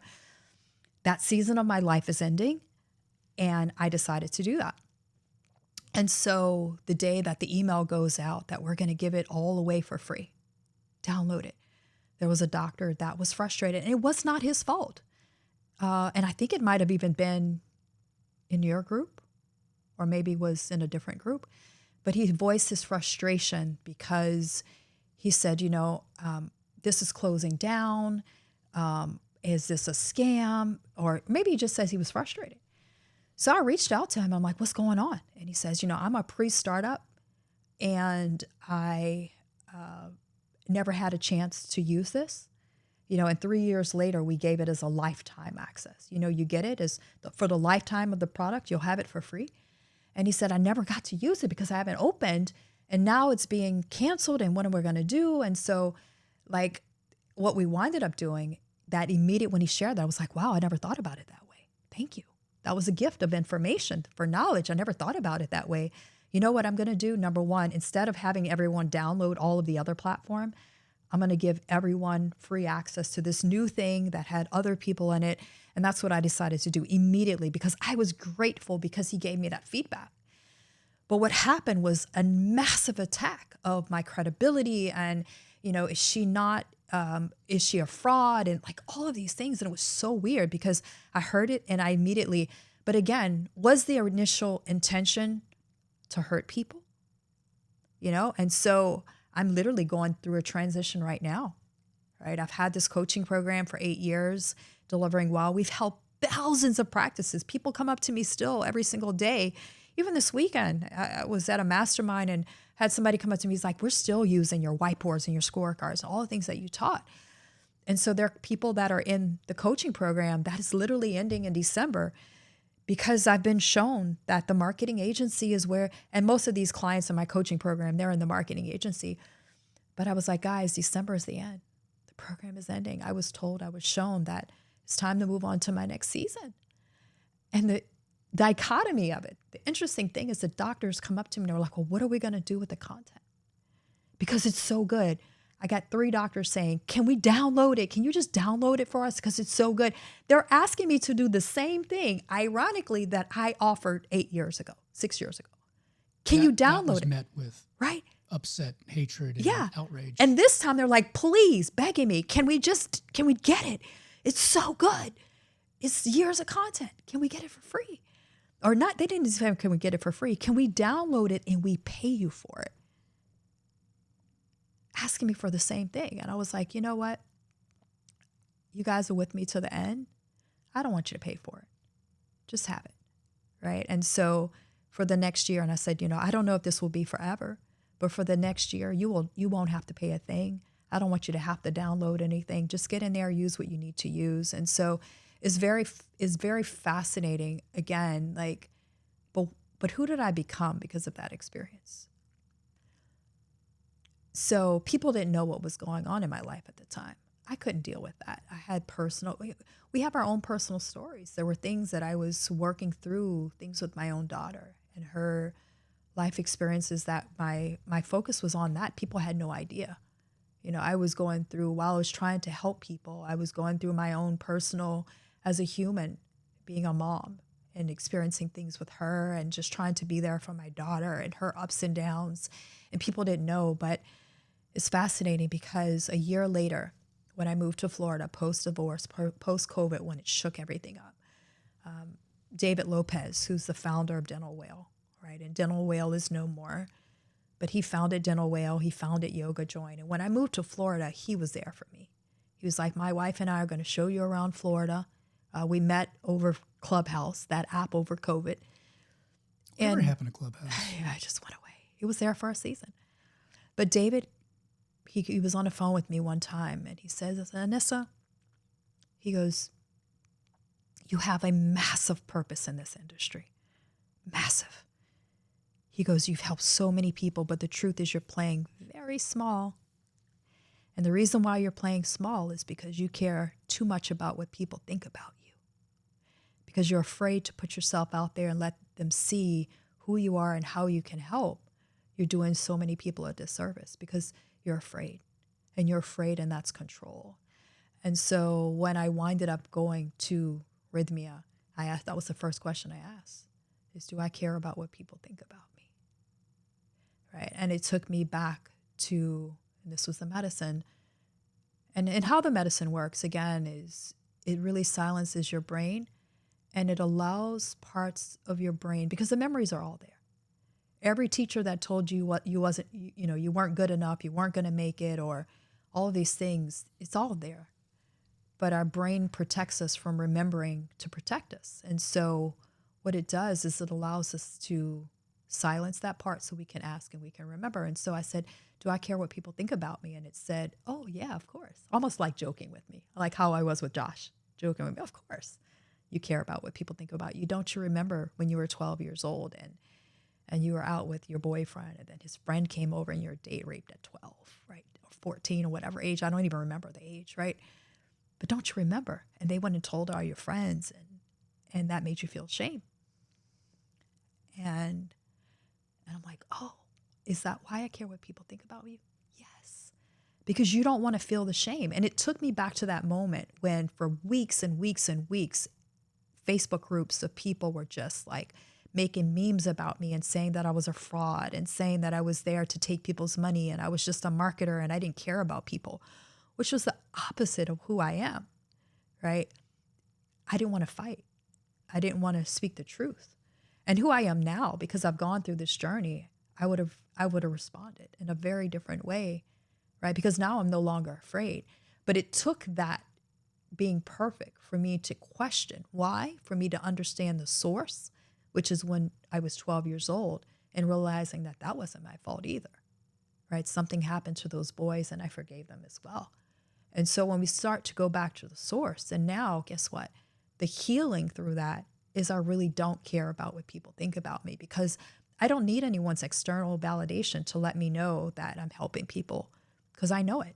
I know it internally, and I live from unconditional love. And so even this podcast, it might be, 5 years ago, I would have never had the courage to talk about what we're talking about today. But this is how I believe, by me sharing my truth, is where a lot of other people, many other people, will be able to identify with that, and they'll be able to connect with me or connect with you, Chris, right?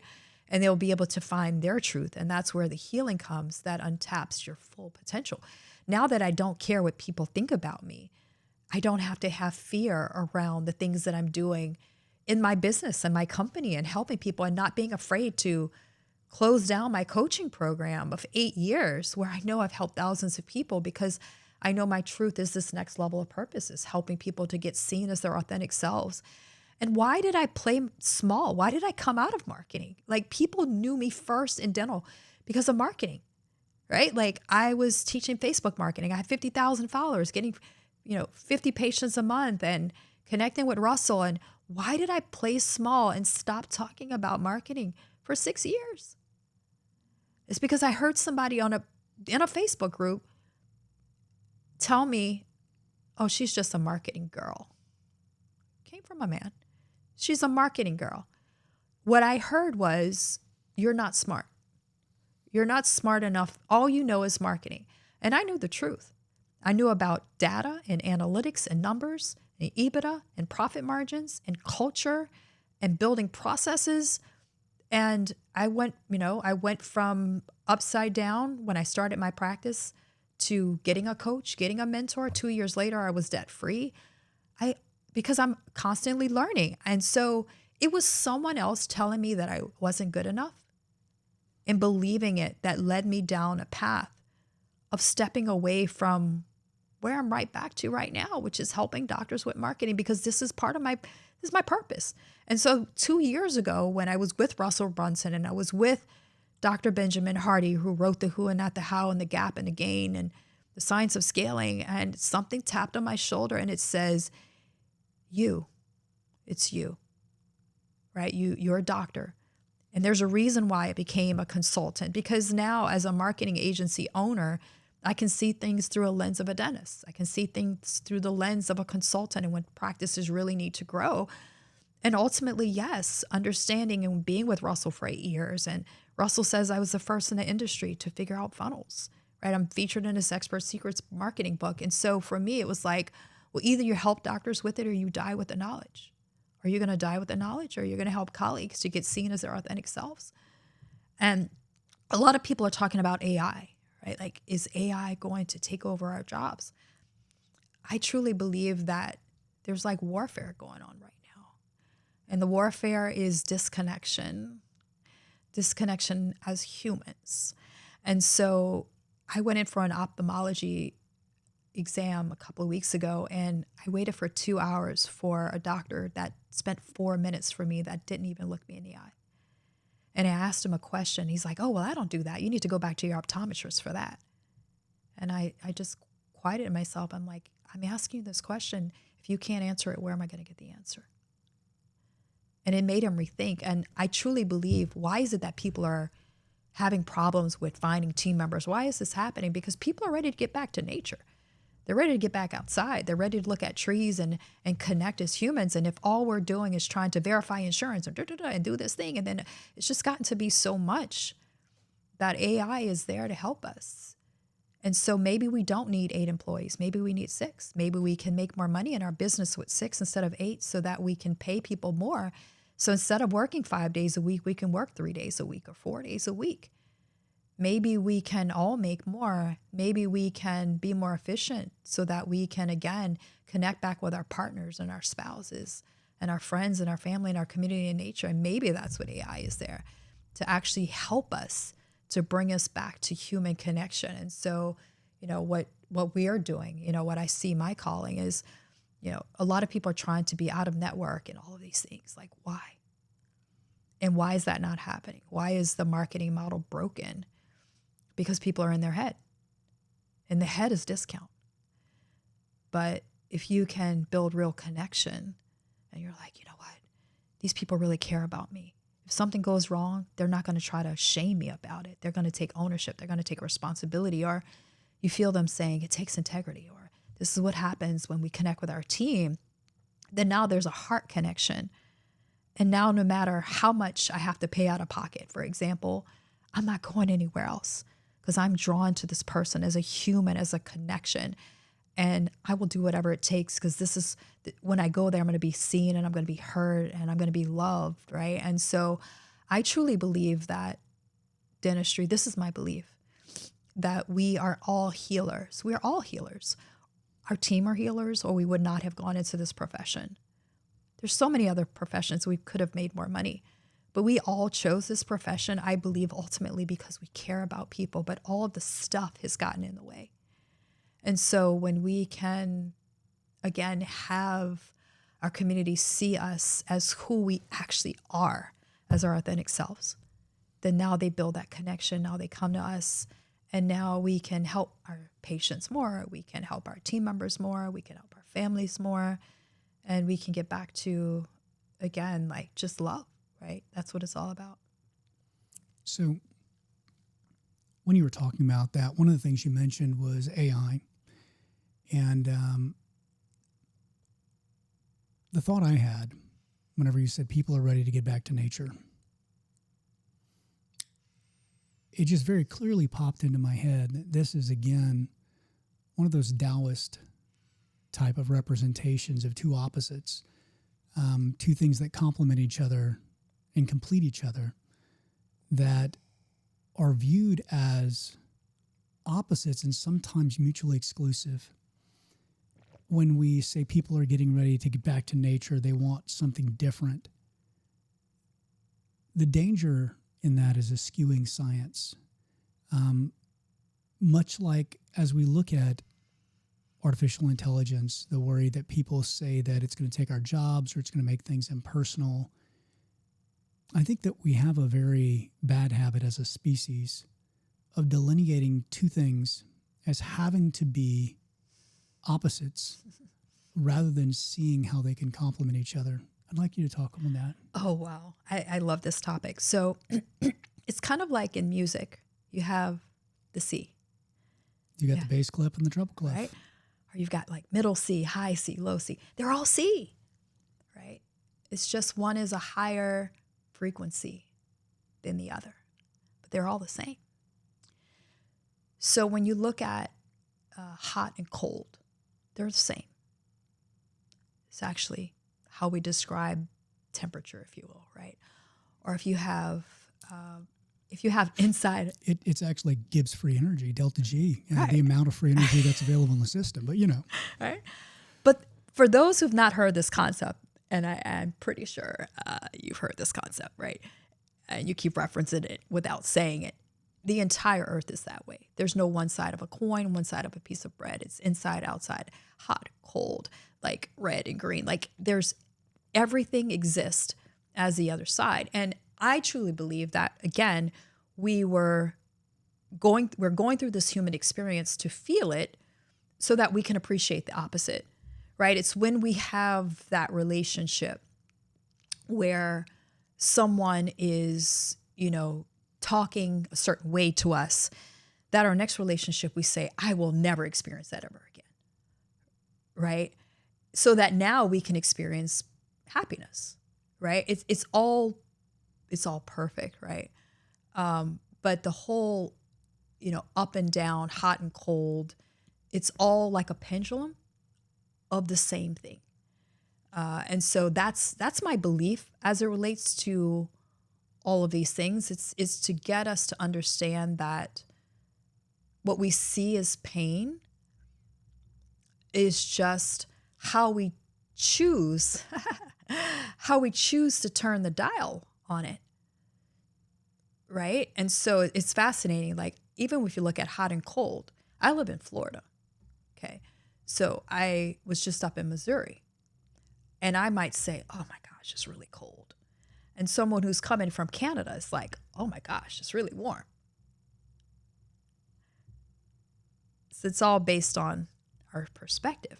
And so when I talk about this happened and it was the best thing ever when I was shamed or I was told, you're just a marketing girl. Some people may see that as, oh, it was horrible. They just said I was a marketing girl. And now I realize that it was all perfect, because it took me of a journey to becoming a consultant and becoming a speaker, right? And maybe I would not have done that if I had stayed along that path. And now I'm a speaker. Now I understand profits and EBITDA. And now in my actual journey and purpose, it was all perfect. It was part of my journey, and it had to be. When we start to live life that way, we hear, especially in these Facebook groups, right? Your Facebook group, oh my gosh, she left me, or this happened to me. And that's the victim. And it's like, what is that person there to teach you? they're a mirror for something in your life. If your employee keeps leaving you over and over and over and over and over again, The problem's you. the problem's always us, right? And so we can start to, and we stay in the loop until we learn the lesson of the loop. There's a balance between being introspective and self-aware and being unafraid. Many people run down this road and they have a take it or leave it. You know, I'm going to get flagged on Facebook for this or YouTube for this, but fuck it. This is who I am. I'm unafraid, unabashed. But the truth is, you have to be introspective as well. And you have to understand that when things do happen in your life, it's not a confrontational situation where you have to say, well, screw you, this is who I am. It's an opportunity to tap into the best portions of yourself by understanding the lesson that was there for you to learn. And it's difficult, I think, for many people to balance those two things in saying, take me as I am, versus I may need to change as well. It's always us, Chris. We were talking about this yesterday. And, I was talking about my relationship with my ex. And, there was a season of my life where I would say, he doesn't support me. I'm on this podcast. When I started the podcast so many years ago, I remember you thought he felt threatened by you at one point. well, it wasn't threatened. I wouldn't say it was threatened. But what I felt is he didn't support me. He didn't understand. And what he would say is, he's a successful oral surgeon. I had my dental practice. I was very successful. Again, when I started the podcast, it was after my coach asked me what was my purpose in life. What was my legacy going to be? And I said, I'll make a book. I'll write a book. And then the book, I'm like, who's going to read my book? That's when I started the podcast, right? And I was the first female dentist podcaster in the industry. Really proud of that, really. But what I would hear at home was, why are you doing this? This doesn't make any sense. You have your dental practice already. You don't even have to work. Why are you doing this? This is not saying it was a waste of time, but that's either he said that or that's what I think he said. I don't know. But what would he happen? said, I'm going to interrupt you here Yeah. because I have a perspective on this, and I think that it's relevant Yeah. and maybe probably something you've already thought of. Yeah. What he was really trying to say, because the problem was both of you, it wasn't just you. Of course. What he was trying to say is, what makes me feel masculinely empowered is being the breadwinner. That's right. And when you do these things, I feel like I am not providing enough. Whenever you take these trips and you're away for so long, I feel as if you are taking yourself from me. And what I need to feel comforted and protected in my masculine is that feminine support system. And it can be viewed in modern times as wanting to lessen the other, as opposed to you can be both things. But again, science is a way of knowing, right? Our communication is often obfuscated because we don't know what we're trying to communicate. We perceive it in a very natural way. I feel slighted, and I'm communicating that in the way that I feel, but not necessarily being introspective enough to codify it and say, why do I feel this way? Oh, it's because. Beautiful. And I didn't see that at the time. And what I came to understand, and we were recently communicating about this, and we have a beautiful, beautiful relationship and beautiful co-parenting relationship with our kids. Because love and hate are the same thing, right? Right. Is that, what was it? And I haven't had this conversation with him, and maybe my daughter will hear this podcast, or somebody will send it to him and he'll hear it. But what my belief, again, after that first journey with ayahuasca is like, wow, why did he not support me, right? And maybe it was because his mom, she was a very, very strong woman, very successful businesswoman. And maybe she worked a lot, and maybe just maybe he didn't feel love for her, love of her when she was working a lot. And that may or may not be, but this is the story I told myself. And so he did not want the kids to feel how he felt, which was that his mom was working a lot. So if that were the case, then that would make sense of why, right? But then I asked myself, well, why am I so driven? Why am I so driven? Well, maybe I'm so driven because, again, I saw a vision of 12 years old. I wanted 2 shirts at the Limited. And my mom said, well, we can get 1. And I said, well, I never want my kids to feel like when they get to be, when I'm a parent, to be able to tell them they can't have. And so what I discovered recently was, oh my gosh. And I told this to my kids. It's not about a woman being barefoot and pregnant and being home. And it's not about that. You can be a smart, educated woman and successful.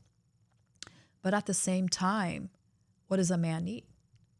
Right? He wants to feel the softness. He wants to feel that you love him. And by me, and that's what he was saying. I've got you, right? You don't have to do all of these things. You can just let me love you, and you can be in your feminine. You've got your dental practice. And perhaps if I had done that, I would have given him everything that he needed, and maybe we'd be married today. But then again, everything is perfect. So maybe that wasn't supposed to be my journey. Maybe he was there to teach me things and to have kids, beautiful kids with, that are now going to impact the world, both of them in major ways. But that lesson has led me to now in my future relationships saying, okay, how can I allow? And what was it in me that wouldn't allow someone to take care of me? Right. And it was because of, again, maybe being the oldest child, and my brother and sister were 8 and 10 years younger. And my mom worked nights. And so I was forced to, without my accepting of it, to have to take care of other people and have no one take care of me. And that's the beauty of all of this. The conversation we're saying is when you start to understand yourself, you understand everything's perfect. And so now I can look at it and what is it? Right. And so now I don't have any resentment around anything that ever happened. I can now talk to my kids and tell my son, when you meet someone, she can be smart and intelligent and have her thing, but at the same time, make sure you make enough so that her money can be her money or whatever. And now she doesn't have to grind so much so she can be there for you and give you the love that you need. And at the same time, you can lift her up in what she's doing and support her and love her and know that for me, why am I doing all of this? Why am I on this microphone? Why is it all perfect that I did not accept that path?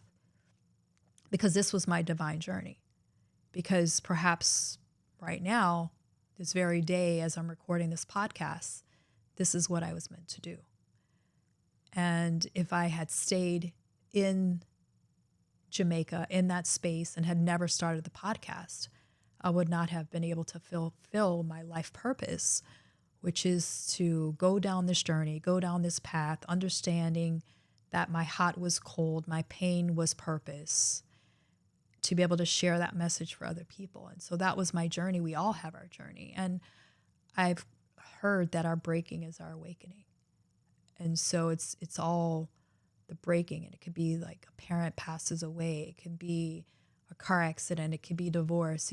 It's something that happens that puts us on this journey of getting back to oneness and truth.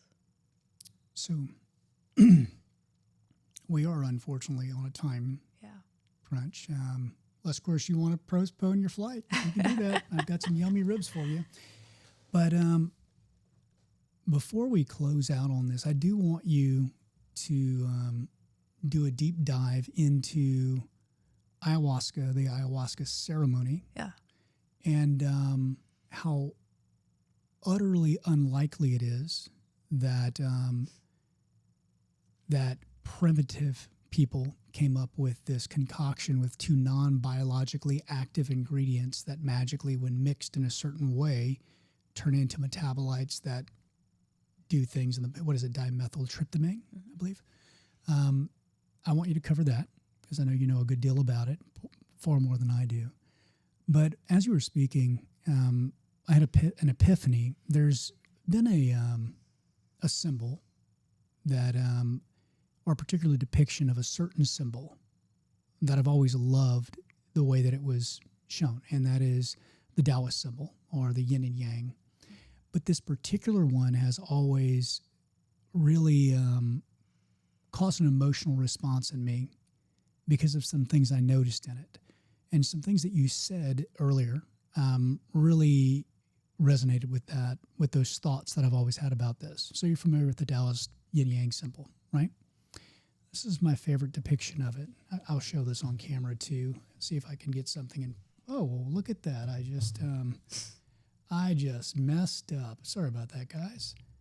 So this is my favorite depiction of it. And here's why. So a circle resonates of the meaning of, you already know where I'm going, resonates with the meaning of completion, eternity, and continuance. Or a borealis has always been a symbol, a snake swallowing its own tail, of eternity and the existence of the world. But more than that, the yin and yang symbol is meant to symbolize the mystic connection between men and women, masculine and feminine. But do you know, if you make this a hemisphere or you bisect it with a line, what do you get? You get two sides, and each has part of the other within it. That's right. And neither one is one thing. It is neither black nor white. And I think that one of the problems in our modern society, or in our acceptance of our sexuality and our acceptance of our sexual culture, if you will, is that we attempt to artificially make each side only one color, rather than celebrating how they mingle with each other and thus form completion of each. I just thought I'd share that thought with you because it sparked in my mind. See, now I've got bad mic etiquette here. I'm smacking my mic around. But it really just resonated in my mind with this symbol in this particular depiction of it, because I think this is one that lends itself well to those thoughts. It's something I've always kind of tickled in the back of my mind, but I thought it was relevant to you. Yeah. One thing that I've come to believe to be true is that we literally are one. We're all one.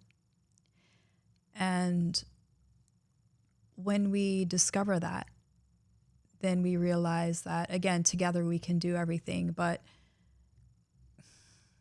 as long as we believe that we're separate, we will never get to that completion or the wholeness. And you know, as we're talking about masculine and feminine, we have both, right? And so we can understand, for me, the whole purpose. And ayahuasca is one thing. It could be, I've been in a sweat lodge in Mexico and a Tamasco ceremony, and what came up to me, and why do I do these things? Because I just get curious and I just want to understand myself more. I want to seek more truth. I want to quiet myself. And so it was really hot. And what came up for me, one message: divine unconditional love. That's the whole purpose of life. If within ourselves we can have divine unconditional love of ourselves, which is that yin and yang, equal, where our feminine is soft, allows us to listen to ourselves and trust ourselves and believe ourselves. And then the masculine is the action. That's the structure. I'm going to do the thing, right? And they come together, we're unstoppable, right? We trust ourselves and we do it. We don't have fear. That's the intuition. That's Eve, if you will, saying we've got to have this apple. And Adam saying, you know what? I'm going to trust your intuition. I don't believe that it was anything wrong that was done. I believe that Adam looked at Eve and said, okay, I trust you, divine feminine. If we have to have this human experience and feel hot to understand what cold feels like, or feel pain to understand what happiness feels like, I'm going to go down there with you. But if you have people around you that experience that together and now you join together, man, whether it's a union within a relationship or friends or family or business colleagues or team members, there's nothing that we can't accomplish. And then we ultimately get to so much happiness and joy and peace that, and I believe that's the whole purpose of life. That's what I was shown, is to get back, or to get, not back to, get to what was always there before all of the stories and all the stuff. So we get back to going back home. I think it's important to realize that in that creation story, and there's so many creation stories, and the story of Adam and Eve actually is cross-cultural and across many, many religions. But one of the things that's always stood out to me, and is particularly resonating in this conversation, is what if we know that Adam had a rib taken from him in the story and it was used to create Eve, which genetic engineering-wise, let's just leave that one alone. But what if God had then taken a rib from Eve and put it into Adam? Would our world be different for that slight change to the creation myth?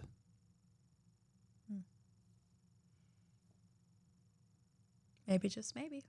If people could accept that we have each within us a piece of the other, and one is not lesser than because it is created from the other. And that's a whole nother podcast. It is, isn't it? See, I told you need to come back. I'm going to let the final question be this.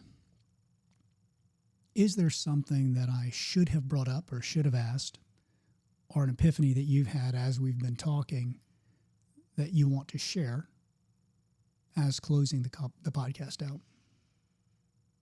I think everything is perfect, Chris. Initially, I know there were lots of questions about, how I'm helping practices with our marketing, but I think that people can find that. They can go and do their research and find out how we're helping practices get seen and make massive impact. But I think that everything that we shared is what needed to be shared. And my ask for those who are listening is to share this podcast episode with people that you know, your teams, other dentists, and other colleagues, because perhaps there's some medicine in this podcast, not just for you, but for them. I love it. Well, guys, thank you again for joining us for this episode of the Business of Dentistry podcast, because the business of dentistry is about the people behind dentistry. And we did something a little bit different today because you are no longer the person I interviewed last time, and I thought that people deserved to be introduced to who you are today in this cycle, in this chapter. Until the next time, this is Doc. I'm out. And watch me educate. Yeah, we been could've started, but it's never late. Do it for my kids, yeah, let's set it straight. Do it for your kids, gotta set it straight. It's time to regulate.